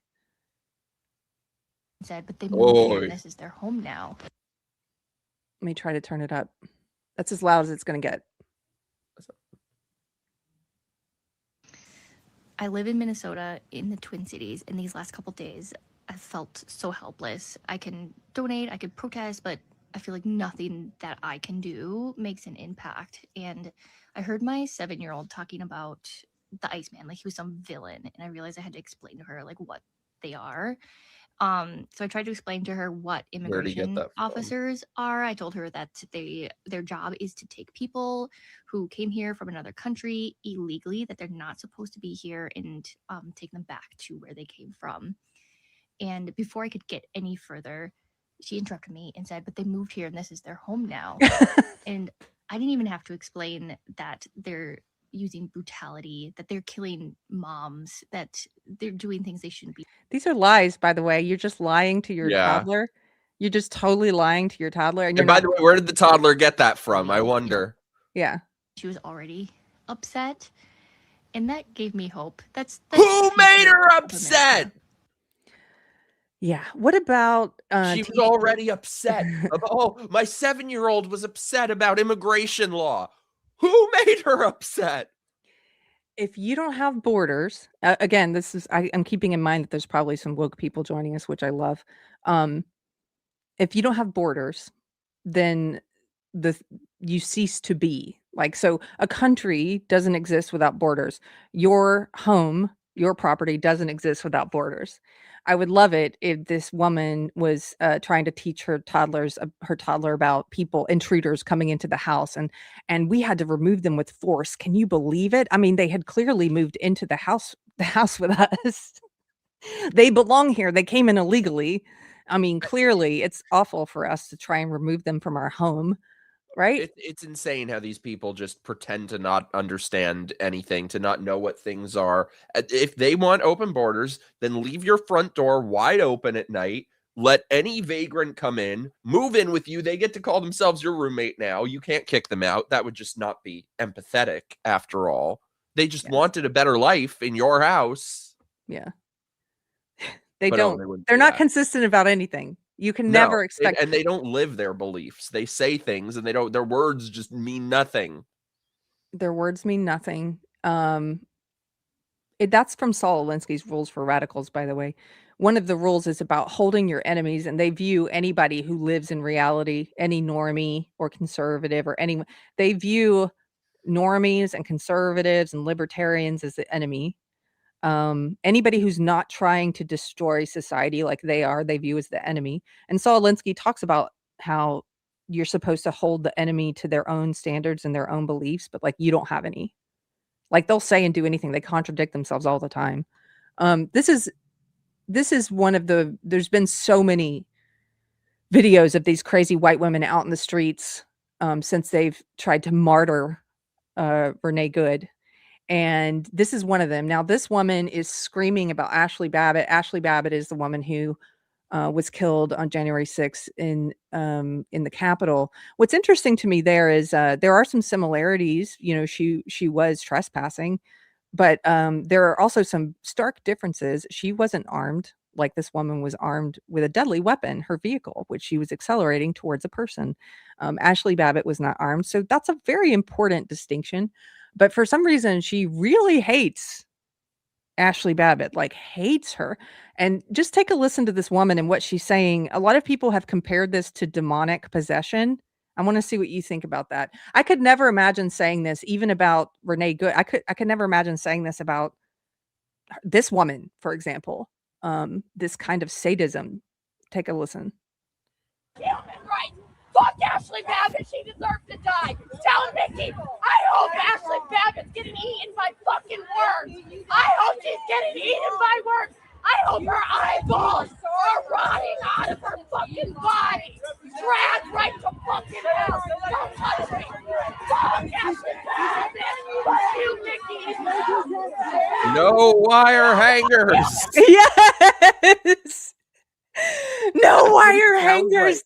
That's what it sounds like that you hear in her voice. Yes. Or did you ever have, Keri, when you were a kid, did you ever have these nutty women as teachers who would just have emotional meltdowns? Honey, it was my mother. It was like, it was in school for me that like they would melt down over nothing and start screaming at everyone with that same inflection in their voice. Those are the people who are now these people that are today's Democrat voters and anti-ICE protesters. I am so glad you said no wire hangers, because I actually did a post about this. All of these women, all I see now when I see this crap is Faye Dunaway playing Joan Crawford and Mommy Dearest and in the no wire hanger scene, because it is like cluster B personality disorder. It is like a borderline manic episode where they scream like this. They're irrational. They're emotional. And people have said it's like possession. It is. I'll say something to the Christians. So I talk to anybody who wants to listen.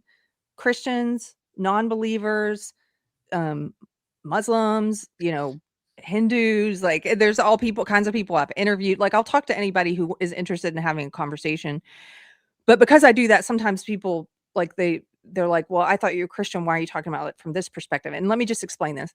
In the secular world, they talk about cluster B personality disorder. It's the secular world's way of trying to, in my opinion, they're trying to understand evil. All of these personality disorders used to be called character disorders. We used to call them the psychological establishment used to call them character disorders because society understood that these were disorders of a person's character, like their morality, like how they behaved. They're different from other mental health disorders. It's not like depression or anxiety or something that on the range of normal human experiences, psychological experience that you're going to go through at some point in your life, possibly. This is a disorder of your character. Something's wrong with you. And cluster B personality disorders, it's just the secular world's way of trying to understand evil. And they've broken it down into what they call 4 different cluster B personality disorders: narcissism, borderline personality disorder, histrionic personality disorder, and antisocial personality disorder, which includes the people we know of as sociopaths and psychopaths, right? But all 4 of these have so much in common with each other. It doesn't really matter to me which one. a lot of the distinctions to me aren't that important. I think they're interesting, but not that important. The point is they have some things in common. And for Christians, they look at this and they're like, well, some Christians are like, I don't need to know the psychological definition because that woman's possessed. You know what I mean? Like, that woman is possessed. Yeah. And I'm like, you're right. You're both saying the same thing in different ways. I do think that woman is possessed. Oh yeah, she's possessed by ideology. That's what I would say, you know, and this is something that you've talked about a lot, is not becoming like these people. And I've gotten criticized a bunch whenever I've stood against things that I've seen on the right that I didn't agree with. Where this is something that you've said frequently, that you're like, I don't want to be like these people. I will never be like these people. And were we saying any of these sort of things about Renee Good? No, we said it's very sad that she was captured by ideology. It's unfortunate. We would never be shouting, yeah, she's dead. And well, like what that woman was shouting, like, I hope she's being eaten by worms. And like, that's demonic. Like, something's wrong with you. Yeah. Like I've said, as an observation fact, Renee Good was a lunatic and extremist. She cared more about ideology than she did about her kids. Yeah. She was brainwashed into this belief system, all this, and it's a shame that she died. I cannot imagine that kind of sadism of just like vomiting out this, like, I hope she's being eaten by worms, you know, but that's how they are. Yeah. Because they've been told that they are allowed to dehumanize the bad. They're the good people, and so they get to dehumanize the bad people in any way. They will murder you, and then they will celebrate when you're dead. Yes. They will, and we saw that with Charlie Kirk. Yeah. I had one of these leftists try to tell me this week, like, they don't live in reality, right? One of these leftists was like, nobody on the left was celebrating when Charlie Kirk died. It was, I can't even, like, how can you say that with a straight face? It was all of the left. It wasn't like one or two people. It was doctors, nurses, teachers. Who are all the thousands of people who were getting fired for saying that crazy stuff and celebrating his death if it wasn't happening? Because you guys did lots of articles, the leftists did lots of articles about, it's not fair that that's college professors getting fired and this other college professor and this doctor and this nurse. And it was fair because of those particular vocations, they are entrusted with the either educating and rearing young people or with people's health, like doctors and nurses. They have their people's lives in their hand. So it was fair in those cases, you know, they completely temperament for those jobs. But who were all those thousands of people being fired for celebrating Charlie Kirk's death if none of you guys were celebrating his death? We saw it. We have eyes. It's exactly what you said before. Don't believe your lying eyes. These people will piss on your leg and tell you it's raining. Yeah. My grandma always said, don't do that. Mine too. Don't do that. Okay, so I've got another, this is an interesting one. And I don't know if you remember this, but I think it's relevant because these leftist woke white women, as we've talked about, they have the highest rates of depression, anxiety, the lowest levels of life satisfaction, the highest rates of SSRI use, anti-depressants, all this stuff. And if they don't get captured by ideology, like all the screaming and the craziness and the histrionics and the possession and stuff that we are seeing happening in the streets, if they weren't using it for this, like, ideology makes them feel like they're using it for something good. Like, they feel good being evil people out in the streets right now. Alexander Solzhenitsyn has a quote about this, one of my favorite quotes, and it's like, ideology is what gives evildoers the justification for doing evil, because they think they're on the right side of history. Like, they justify their evil with their belief system. But if they didn't have this moment, okay, they would still be doing this for no purpose. In fact, I'm going to show you this video. These are white women, wealthy, white, leftist women who pay $4,000 a pop to go out in the woods when there's no ICE situation going on or whatever, and they don't have some way to try and pretend like they're doing this for good. They will pay $4,000 to go out in the woods and scream at trees. Right now, I feel. What do you feel?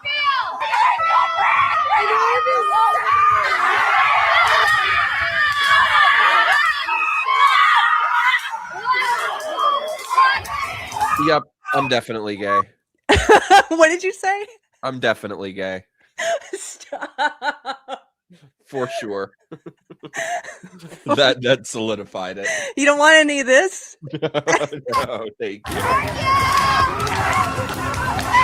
it to them! What are they trying to take? Go with her.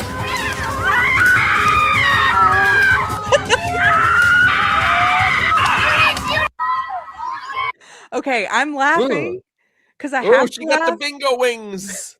No, not the chicken wings. Okay, I'm laughing because I have to laugh because otherwise this is so sick and depressing. Isn't it? This is sick. These poor women. They're being told this is normal. They're being told this is normal. These are adults. These are grown-ass people. Yeah. Oh. And again, like I said before, it's the chicken or the egg. Did their emotional instability create their politics, or did their politics create their emotional instability? It's both. Yeah, it is. It's both because It is I think both. the culture, which has been influenced by the ideology, is what made them so crazy. The culture did. And then because they're so crazy, they're attracted to the ideology. But the ideology makes them crazier. Like the longer I know women who've gotten into woke who are very well-meaning, especially young people. I hear from, like I said, I talk to parents all the time who've lost their kids to woke and who are dealing with it and struggling and try to figure out how to pull them out of it, or at least reestablish that connection and let their kid know that they love them no matter what, right? But they will sometimes tell me, my kid has a good heart. Like, I don't know how this happened. My kid has a good heart. And suddenly they're texting me, F you and all this stuff. And, you're out of my life. And I'm like, I believe you. I know your kid has a good heart because I know lots of young people who got pulled into this in college who go into it. Their empathy is being manipulated. It's what you called suicidal or toxic empathy. Their empathy is being manipulated and turned upside down, like perverted, making criminals out of victims and making victims out of criminals, that kind of thing. Their empathy is being manipulated. But here's what happens, though, I think, is the longer they stay in it, even if they enter it being one of these well-intentioned, big-hearted lefties who's just naive and who's just been brainwashed, the longer they stay in it, that is sucked out of them. They become these miserable, resentful. It turns them into a professional victim and a narcissist and an abuser and all of these things. And they're just going to be miserable for it, and they're going to live miserable lives, and they're going to be miserable for years and years and years, and they will blame everyone but themselves. They'll blame toxic masculinity, white supremacy. If they're on the flip side, the woke right, they'll blame the Jews. Yeah. On the flip side, that's what they're doing. All the woke right people blaming the Jews. Oh yeah, it's just the group changes, but the herd mentality does not. Yeah. Pirate Tomsky had a funny thing. He said, and remember, chat, we let these people vote. Yes, they vote. Let me thank a couple people, and then I want to show. Do you have time for a couple more videos? I got all the time in the world for you. I missed you so much. I missed you. You guys, I'm so happy, especially for new people, to introduce you to my bestie, Mike Harlow. I love you. I love you. Okay. C Striker for $4.99 says, I think it's Striker. Do you know C Striker? Yes, I love her. Says, I think it's less suicidal empathy and more performative empathy. Yes. Like they just show it for who they are told to, and they show how empathetic they are. Yes. And you know what? There's a Bible verse about this. There's a Bible verse about virtue signaling. And it's that verse about the Pharisees who pray on the street corners in order to be seen praying. That verse, if you read it, there's nothing against public prayer. God wants us to pray, to celebrate him, to witness, to dance, to sing a joyful song, all of that.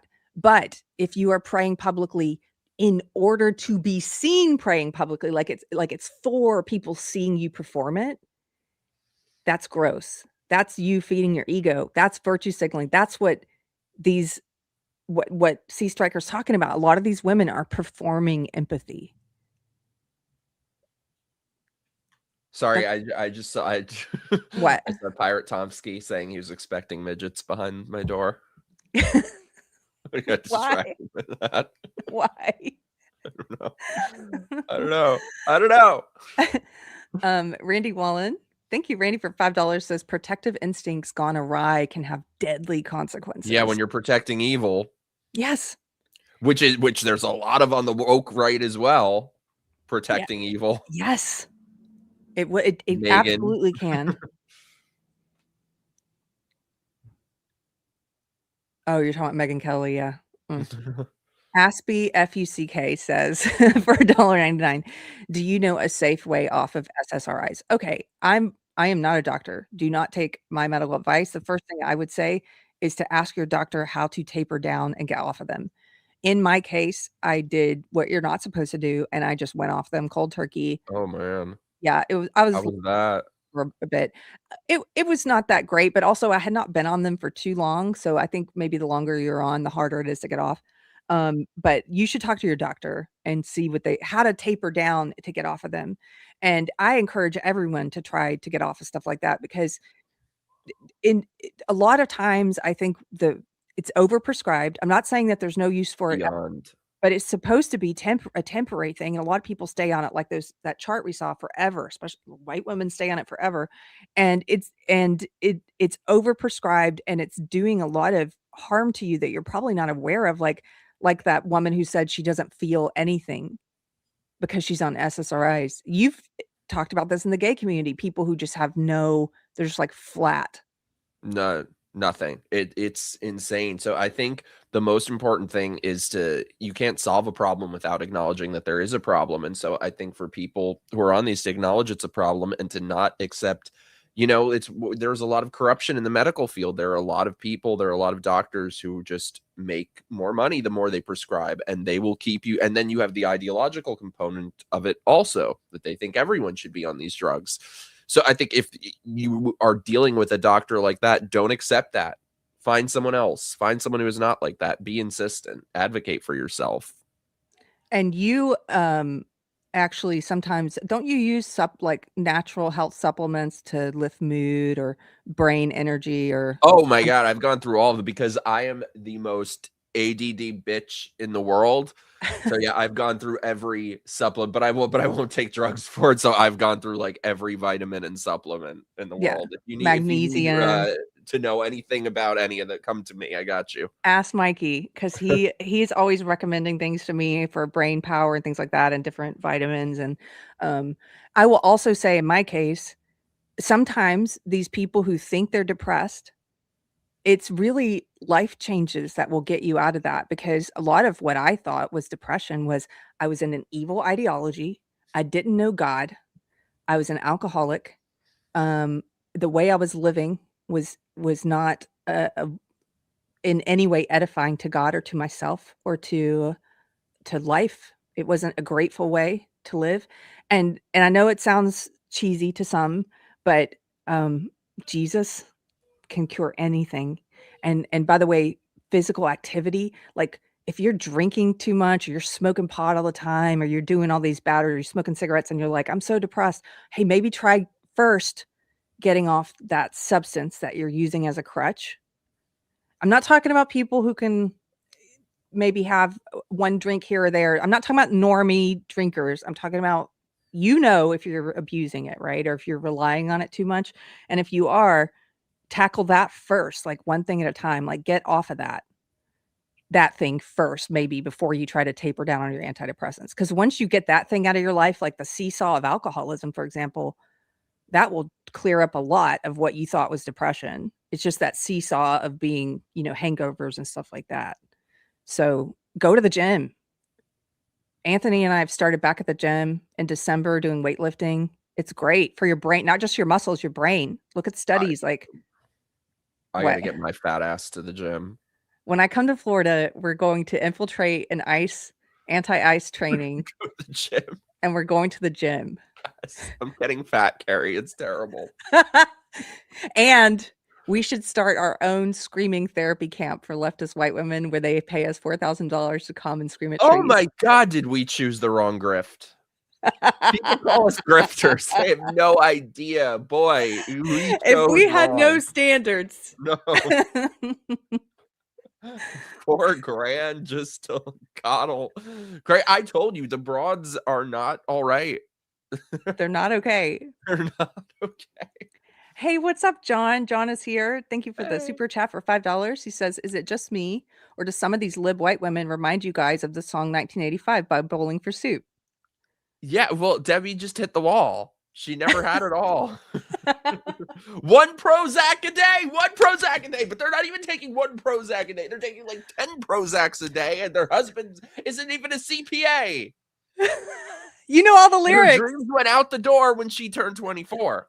You know all the lyrics. And I don't buy that she'd only been with one man. Never was the plan. I don't buy that. I think she's a little loosey-goosey, if you know what I mean. What do you mean? I'm kidding. Pose. I'm joking. That's why, Anthony and I play that game where somebody makes an innuendo and then you go, what does that mean? Of course. And then they have to explain it. That's so true, though. That is so true. That is so true. Steven. Hey, Steven. Gifted 5 memberships to Deprogrammed. Thank you so much. And thanks for supporting Deprogrammed. And if you got one of those, thanks, Steven. We have a couple membership fairies. Never heard that song? I don't know the lyrics. I'm sure if I heard the song, I'd recognize it. See Madonna waiting for Nirvana. There was. You don't know that? No. It's so good. How do you go bowling for soup? I don't know. And there was a big fat guy in the band. So I'm like, whatever he's eating, it ain't soup. I don't mean like fat. I mean like. Say like your mom.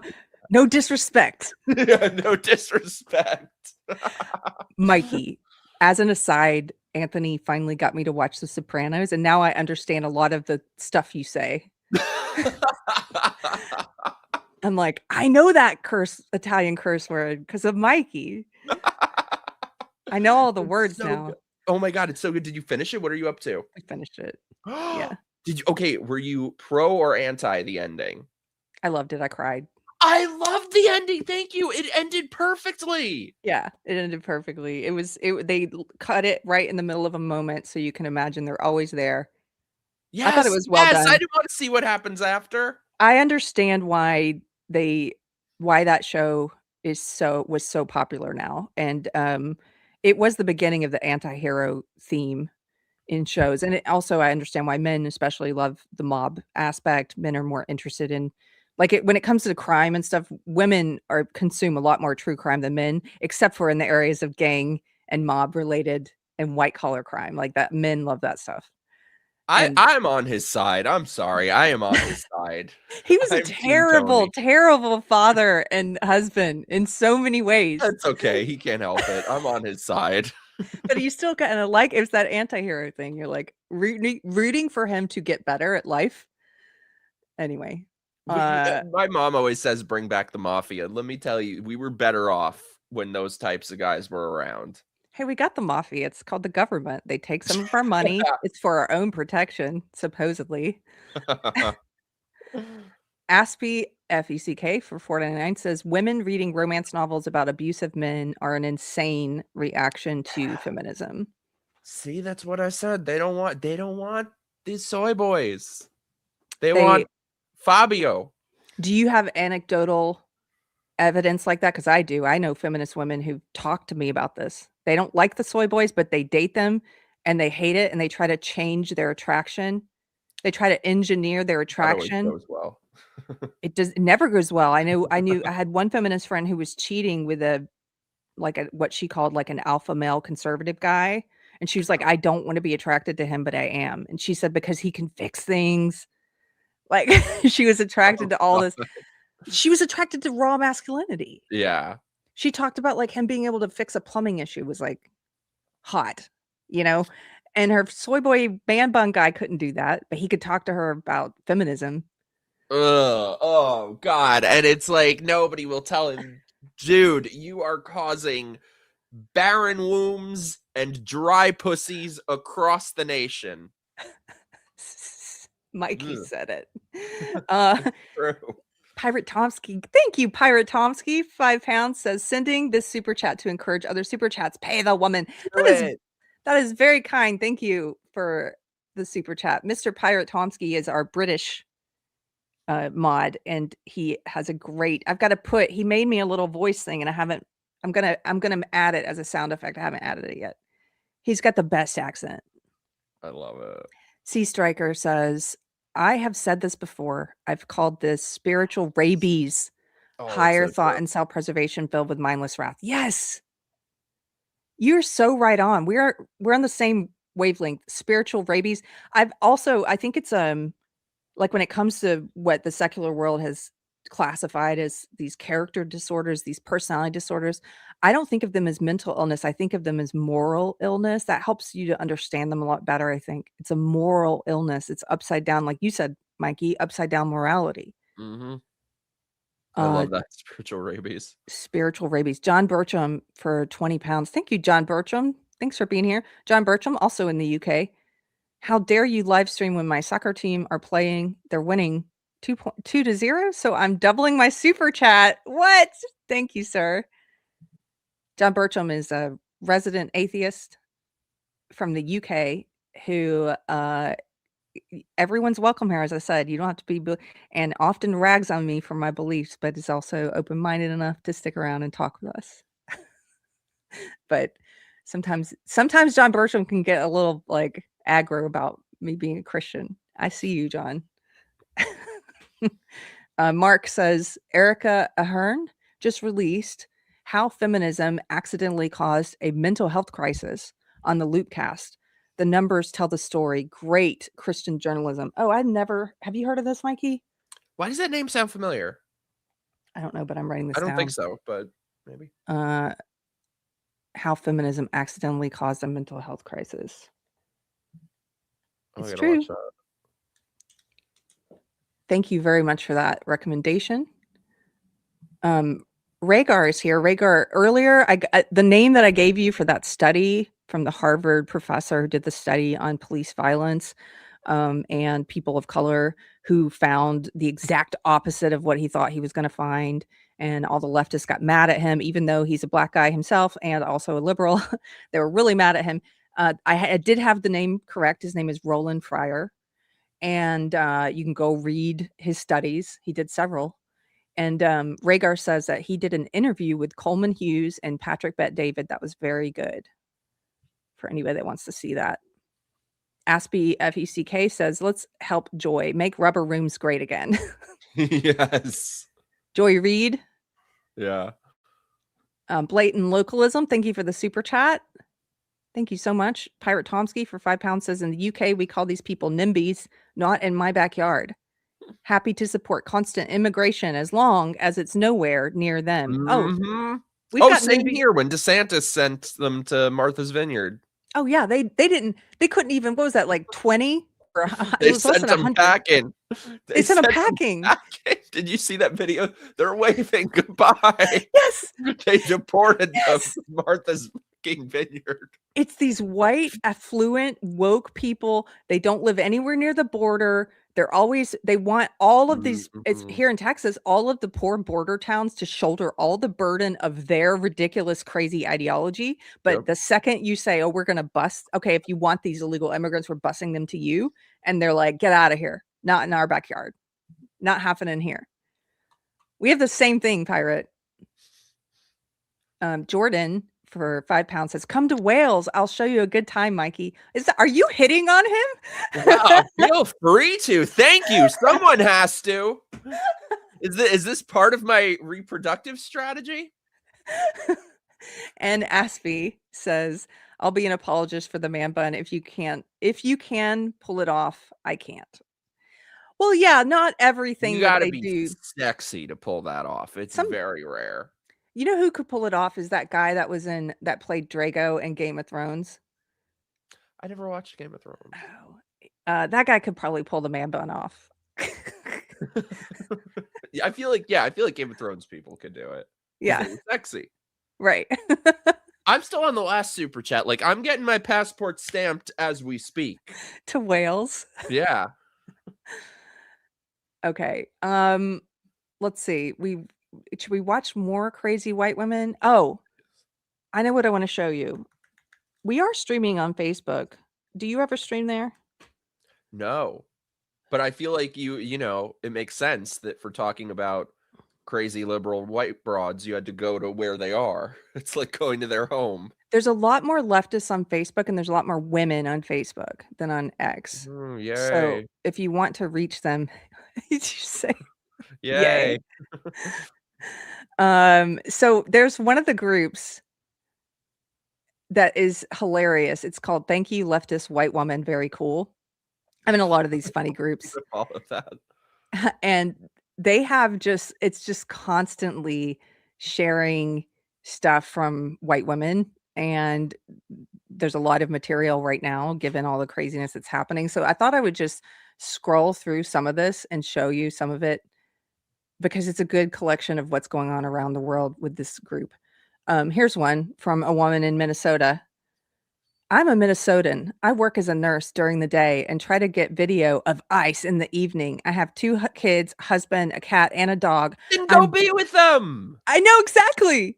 Exactly. She's like, I'm busy and tired. This is my resting resistance face, all caps. FUCK, ICE forever. SSRIs always. Look at the eyes. Yeah, SSRIs.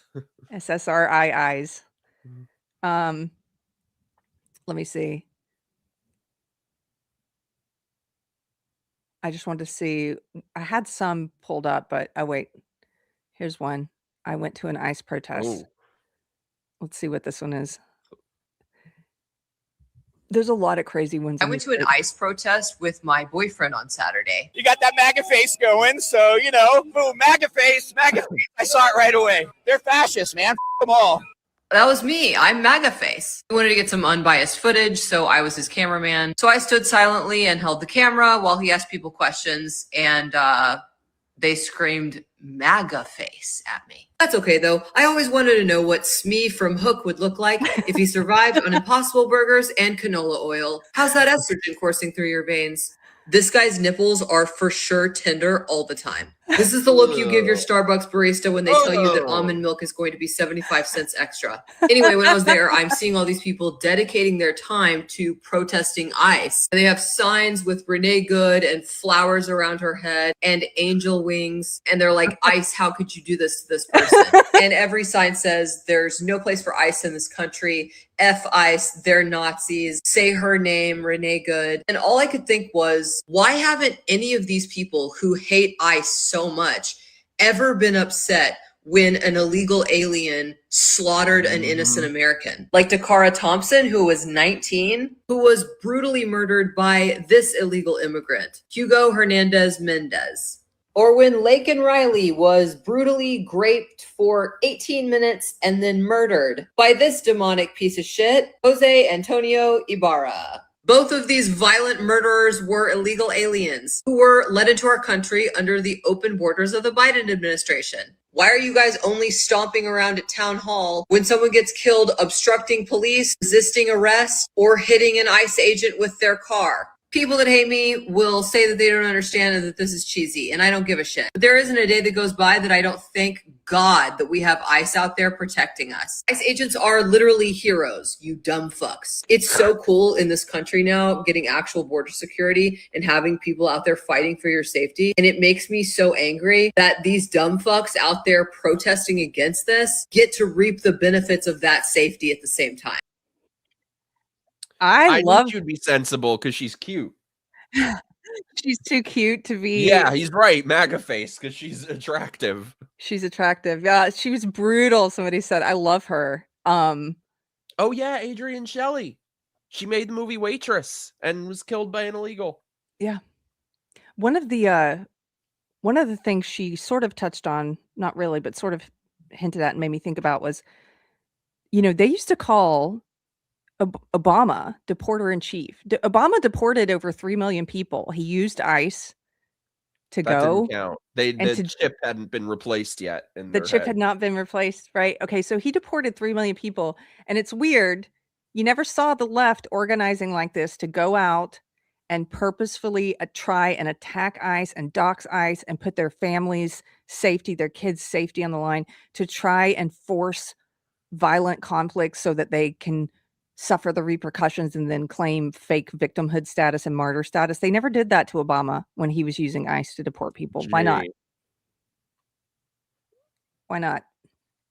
Because they only go with like what the most recent person told them. Yeah. They don't mean anything. They don't know anything. Everything you were saying. They don't read things. They don't know things. They don't know anything. The gap between the things they know and the things they think they know is like the size of Earth.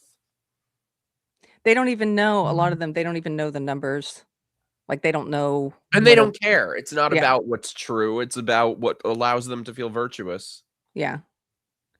I don't know if you saw this, but there's been another person who's trying to claim martyr status now. And this is a woman who, another white woman who, in the wake of Renee Good doing a suicide by cop, has decided to go out and fight ICE in the streets, right?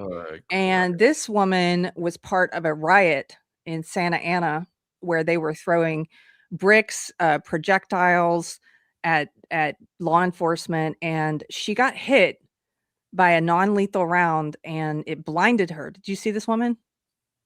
I don't think so. Okay, let me show you a picture. Now she's making the media rounds right now. She's trying to paint herself as a victim and a martyr. This is her. And I didn't. No disrespect. I didn't know it was a woman. Well, I did see. Well, she says she's a man. So there you go. She got a little mustache going on. But this is a woman. Lovely. It's the same demographic we're talking about.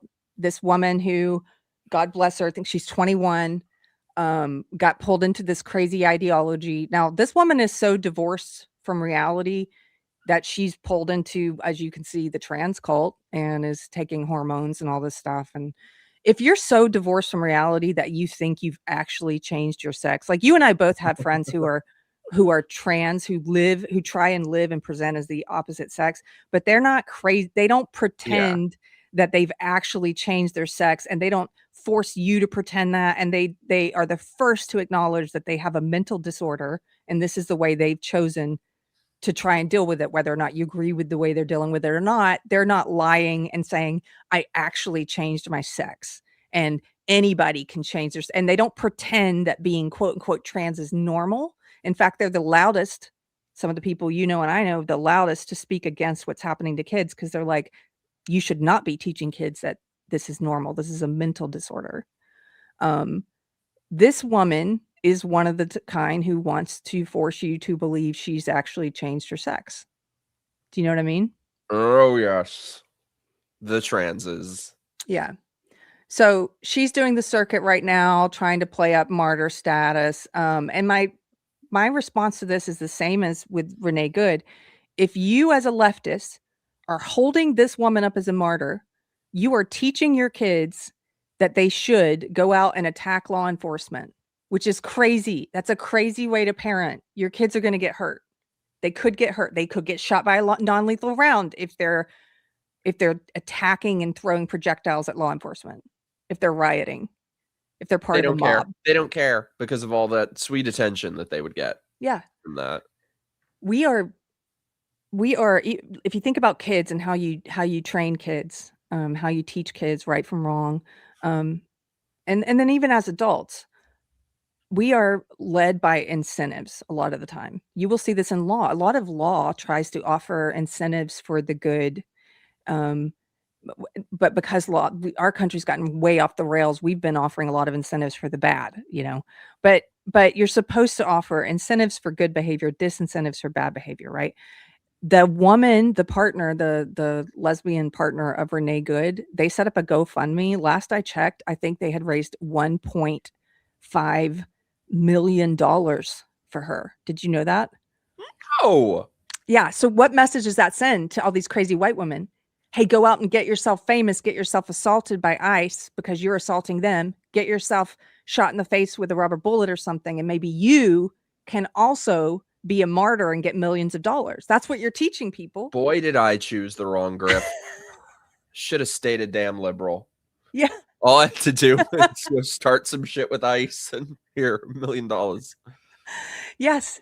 So they're out in the streets You know, there's pictures of them. Have you seen the pictures of them taping baking muffin pans and stuff on their chest for protection from ice? I'm not kidding. And painting the muffin pans with red paint to say ice out and stuff like that. And they're Oh my like, I'm God. just what? You already got their baking pan to go back in the kitchen. And they're like, I'm a normal mom out here fighting ice. It just look at me in my baking pan. This is what I need to protect myself from violent ice people. They're delusional. Yeah. Oh, Yeah. I can't with these people. Okay. So how do we, I do want to offer, we've talked about a lot of what the problem is, what's wrong with these women, the ideology. What advice, as I mentioned, I talked to a lot of parents who've lost their kids to this belief system. What advice would you offer people if they have a loved one who's been sucked into this woke ideology and it's making them a crazy extremist and it's making them cut off their family or say crazy stuff like behave in violent ways or with disgusting language or whatever? Like, what would you say to them about how do you break the cycle? How did you leave? How did you come out of woke? Well, I was going to say, I think the most important thing is to stand firm in reality and not bend reality to the whims of radical leftists, because that really is what woke me up, is seeing reality for what it is repeatedly. And same thing for you. It was a long cycle. It was a long period that it took to fully come out of it. But when you have a bucket of ice cold reality thrown on you, that kind of does it. So don't be pressured by these people. Don't be intimidated by them. They're cry bullies. They scream and shout, but they have no power over you. And don't cave in to anything that they say. Yes. You What have about to. you? But I feel like you're a much nicer person than I am. So I feel like you would have more constructive input. It's funny you think I'm a nice person because lately this week all I'm getting from leftists, of course, is like, what a horrible person I am, Mikey. No, I'm I don't think horrible. you're nice. I wouldn't call you nice, but you're a good person, not a nice person. I don't like the word nice. I hate that word. I hate It's the that worst word. word in the world. Kind. I want to be kind, and I don't Yes. always succeed. Sometimes I fail, but being nice is nothing to aspire towards. Same. I'm with you. It's kind of meaningless. Being nice to me means you're a people pleaser, and that means it's like the Bible verse about being lukewarm. God will spit you out of his mouth because you're neither hot nor cold. You're just trying to please people. I love that. Nice is different than good. Yes, it is. Well, in my case, I've told my story many times. If anybody wants to hear it, you can go through all the videos on my channel, or a more concise version would be go to the trigonometry interview I did, or the one with Peter Boghossian, or the one with Zuby, one of those three, probably the trigonometry one. And but for me, it was a long process of leaving, and it wasn't anything that one person said. When I talk to parents, it's like there's not some magic words you can say. I had a boyfriend of some woman one time. He messaged me. He wanted to talk about, he said his girlfriend was getting pulled into woke ideology. She was reading White Fragility, and she was starting to talk about all this cult language about white privilege and male privilege and stuff. And he's like, what kind of books can I give her to read or videos to watch? Well, I can give you recommendations for books and videos, but it's not a magic key. Most of the time they won't read that stuff. They won't watch it. And if they do, they're just primed to hate it. It's actually, people don't like this answer, but it's a heart change that has to happen for them before a mental change. Like somebody said to me in my profile the other day, he said, I'm so glad you had a brain transplant, Keri, talking about leaving woke. And I was like, actually, it was more of open heart surgery that God did on me, changed my heart, and then that changed my brain. And it totally was a heart change first. And in my case, it was the biggest crack, the first crack to my foundation of belief after 20 years of believing all this crap was watching video after video. Nobody sent this to me. I just fell down this rabbit hole on YouTube of videos of leftist people on my side attacking Trump supporters. And that really shook me emotionally. And that was the first big crack because I didn't know that was happening. And I was not cool with that violence. And And I didn't leave the ideology immediately. It took me like another year or two, of slowly moving out of it, slowly discarding things, figuring out what I really believed about things, figuring out what was really true, starting to read and listen to sources that the cult had told me I wasn't allowed to read or listen to, you know? And so you have to go through that yourself. But what I will say to parents is, especially if you're a believer, pray for them. And because prayer works. My aunt prayed for me for 20 years. 20 years. My aunt prayed for me. That's crazy. And also be loving to them. It doesn't mean you have to take their abuse, or that, like Mikey said, don't bend reality for them. Don't let them force you to do that. It doesn't help them for you to bend reality for them. But you can stand firm in the truth and also be loving. And if they cut you off, you can tell them, I will be here for you. I love you whenever you're ready to return and have a conversation with me. I love you no matter what. Like, you can say that and let them know you're there, because that matters later on when they start questioning things. If something happens where they start questioning things and they remember that you said you love them and you're always there for them, like, you'll be the person they come and talk to about it. I love that. Yeah. That's it's true. That happened to me with a couple friends of mine that we would argue about stuff and they'd be mad at me. But I knew that would change, because you can sometimes tell if there's a little tiny 1% spark of independent thought in them, they'll come around. And they did. So I sort of have, like, my friends that I turned like vampires. You turned them. Yeah. I have my friends that some people say I turned them. I didn't turn them.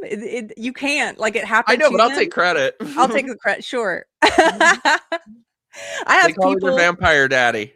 Vampire daddy. I'm sure you have this too. I have people who started hate watching my show years ago when I was on the old channel. They started hate watching me, or they started hate following me and just arguing with me all the time. And now they're some of the most anti-woke people I know. I turned them. Like, so there you go. Okay. Before you go, this is another hilarious group on Facebook, if you are there. I gotta add all these. This one's called Everything I Don't Like is the Handmaid's Tale. And this is just a hilarious group. And they just share all these delusional white leftist women's posts about handmaids and stuff. And again, these women have never read The Handmaid's Tale. It's ridiculous. They've only watched the Showtime show. They don't know anything about Margaret Atwood. They don't even know how feminists are depicted in The Handmaid's Tale, which she depicts them as book burners and authoritarians. They don't know that. Who does that sound like? Exactly. So here's one woman from Minnesota. This is a group in Minnesota. It's called Handmaids of Minnesota. The Handmaids of Minnesota have a message for the folks who tell the white women to put down the handmaids' uniforms and stop cosplaying. We are not cosplayers. Yeah, but you are. You dress up in costumes and you play. You literally, that's what cosplayers are. We are not cosplayers. We are activists. Ugh. Anyone who calls themselves an activist deserves scorn. I can't stand that word. It's like people call themselves an influencer. I'm an influencer activist. We are activists. We are community members. We are your friends and colleagues and neighbors. We sit in your congregations or your temples or your mosques, or we don't. We are not your white saviors. Well, you try to act like it, don't you? We are not even all white, though certainly many of us are. You know why? It's not because we're wine moms. Yeah. Yes, it is. Yes, it is. It's not because we're wine moms with nothing better to do with our time. I'm surprised they didn't put, it's not because we spend $4,000 to go to screaming retreats when we don't have an Ice Floyd that we can protest. Yeah. Many of us are nurses and educators and other types of professionals. Yeah, we know that. We know that, which is a problem because you've been indoctrinating and harming children. We might have kids. We might have cats. We are badass women or brave folks. But you don't even know how to define woman. They don't know what women are. We are badass women or brave folks of any gender. There it is. There it is. There it is. Oh, I was hoping they would spell it FOLX. with jobs or without jobs. Let's be real. A lot of you are without, but with families or without families, with cats or without cats. And we might like wine. Many of us would prefer a well-mixed cocktail, but I digress. By the way, isn't this the most narcissistic post you've ever read? One of them. It's not because we suddenly became aware that our government has the capacity to hurt people, to oppress people, and to take away or never grant the fundamental rights due to every human being. They don't know what rights are. I'm telling you again, next time you talk to a leftist in real life, when they don't have the internet at their fingertips, ask them in your own words, what are rights? We should go do this. It's not because we don't know the history of this country or this world. We do. No, you don't. Many of us are teachers. It's a problem. Even civics teachers, history teachers, it's a problem. Teaching students to the best of our ability that every human being deserves due process, equal protection of the law, and assurance of adherence to the rule of law. It's not because we think we're uniquely qualified to take on the task where others would fail. It's not because we think we're especially experienced with this sort of thing. Anyway, this goes on and on and on about what martyrs they are. Blessed. Look at the bottom. Blessed be the fight. It's from the TV show. Well, originally from the book, but blessed be the fruit. That's from the book. Anyway, they think they're heroes. These are delusional, unhappy, unlaid, unloved broads. Yeah. That's the problem. Yeah. I can't with these people. I can't with these people. This is what I mean. This is what they oh my God. We're not cosplayers. Oh my God. Speaking of cats, the cat is trying to move as a paw under the door and is trying to open it. We're not the cat wants in. Yeah, I was like, I have a handmaid's outfit. I wear it to troll them. I was gonna say you should wear it when you come to Florida. I will. Oh my God, oh my God, we have to do this. We have to. I'm gonna wear the handmaid's outfit and I'm gonna bring some of my Trump dollars and try to pay for things with them. I'm gonna be like under his eye. It's Trump money, Project 2025. Am I right? John, get out. Why did Trump encourage rioting and did nothing? Get the fuck out of here. John, who I find a little insufferable. When did he encourage rioting? I never saw him do that. That's funny. They can never give you a quote or like, here's the source. No. He said go in peace, so he meant rioting. Oh, because he said don't riot. He really meant riot. I get it. Okay. Yeah. Supposedly. I'm unlaid and I don't act like that. Same. I'm Mikey with you. Same. Well, I've had the most fun hanging out with you today. I missed you. I love you. And I missed you. I love you. And it's a chaotic world, but don't worry. You need to have joy. There's a Bible verse about like, consider it pure joy, my brothers and sisters, whenever you go through trials or tribulations, because you are being, what's the word? You are being, it's not honed, but it's a word like honed. You are being sharpened. Like you are being, consider it pure joy. Imagine that, to go through a trial and knowing how hard it is. And I think about sometimes on the macro level, our country's like that too. When we go through hard times or trials, and we've been going through this woke crap for a few decades now, of this indoctrination and seeing all the rotten fruits of it around us. And we're supposed to, God calls us, if you're a believer, you're supposed to consider it pure joy to go through this trial and to learn from it, to learn discernment, all those silver linings, right? To learn strength, to learn what the Bible really means, like what all of these lessons are about how to live and what to choose the truth, to choose beauty, to choose all of that in the face of evil, what that means. So that's my final parting words. What about you? That's beautiful. I was going to say, well, they killed Charlie Kirk, who was the last patient man on this earth to have patience for these people. And I think you are the last patient woman. So we need to protect Keri at all costs. I watched Charlie Kirk videos and I could only aspire to be that patient. When I lose my patience a lot, like I'm really hanging on to it right now, but I'm trying to, but that man, like, you're right. He was incredibly patient and loving to these people who hated him. You watch his any leftist who hasn't, go back and watch. I know you won't, but I would love it if you went back and watched some of his videos where he talked to college kids he disagreed with and just how gentle he was. He saved his most aggressive ire for the white supremacists, the Groypers, the Nick Fuentes supporters, like all those crazy anti-Semites and stuff. That's when he got angry. You can see him react to them, and it was different than the way he reacted to leftists, who he was pretty kind. So anyway, thanks for being here. That's the thing. And a lot of these people now don't have the fortitude that he did to, have to gatekeep. No, because a lot of them are, like you've talked about, they're just in it for clicks, or they're grifters. They're not there. He was sincere. Yeah.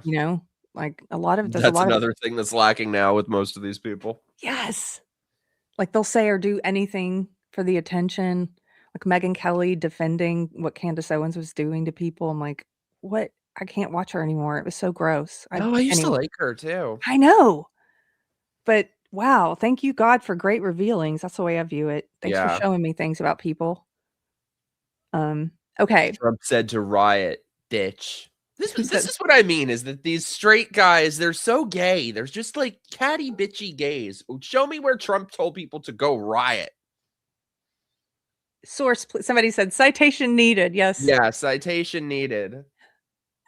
Okay, where can people find you? We'll have a long wait on that citation.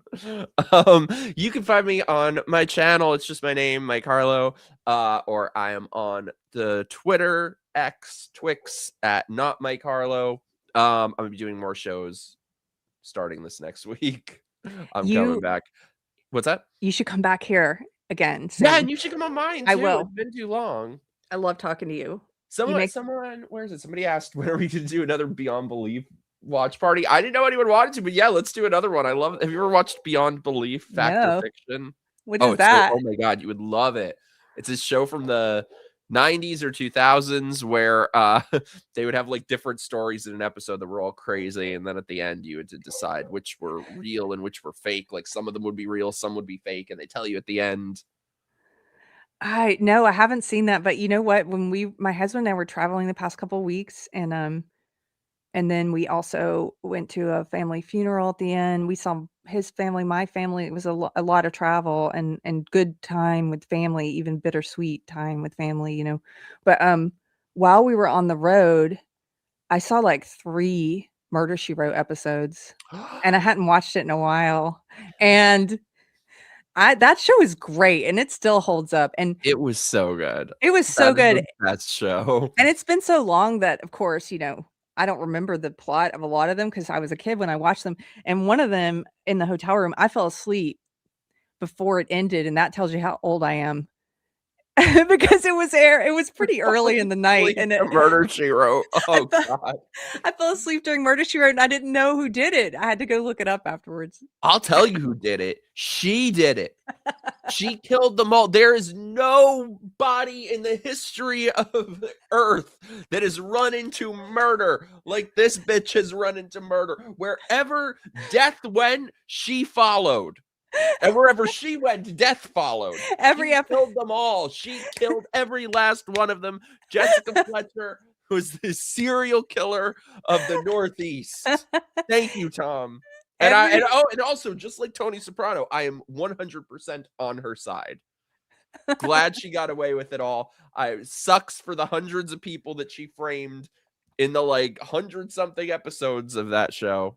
But I think it was too bad. It was 100. It was on for like 10 years, and then she did a bunch of specials too. Oh, the specials are so good. The one where she goes to Ireland. They were so good. And there's one on a train. Oh, it's so good. Oh my God, we need to watch this together. How have we never watched Murder, She Wrote? We should. Together? Also, look, Rhaegar says, I remember my great grandma used to watch Murder, She Wrote. Hey, listen, youngin. And she's and by the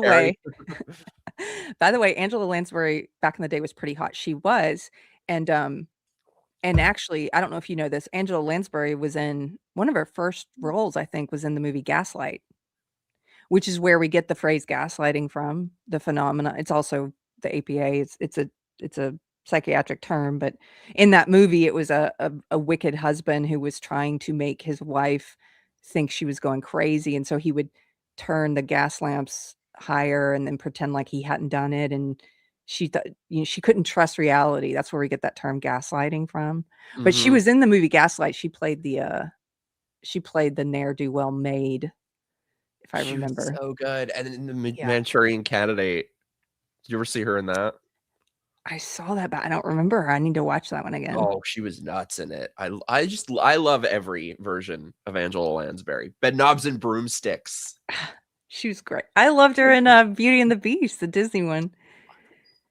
I miss her. Yeah. Aw. There he goes again, using the word bitch, bitch, bitch, bitch. I don't play these games of like, oh, did you say? Yes. Yes, I did. He says that you're cosplaying being gay. Are you not gay? From your lips to God's ears. I don't know. I'm working on my reproductive strategy. I thought one last thing. I know we're pretty much. Whenever, when you came to visit Austin and we wore the MAGA hats and we had fun hanging out so much fun in the middle of woke Austin all day, and I shared one of those pictures, one of those hilarious pictures, and it was in a group, like some Austin group. I forget what it was, and it was a group. Somebody was asking where to find a MAGA hat or something. And everyone, all the woke people piled on this person. They were like, it's just for my grandpa. Everybody piled on them, was being nasty. And I shared that picture and told them where to find one locally. And some woke person was like, newsflash, you may not know this, but your MAGA friend there is gay. And I was like, yeah, no. Duh. Oh no. How did you never know this? They're so smart, Mikey. They're just catching on now. Anyway. Okay.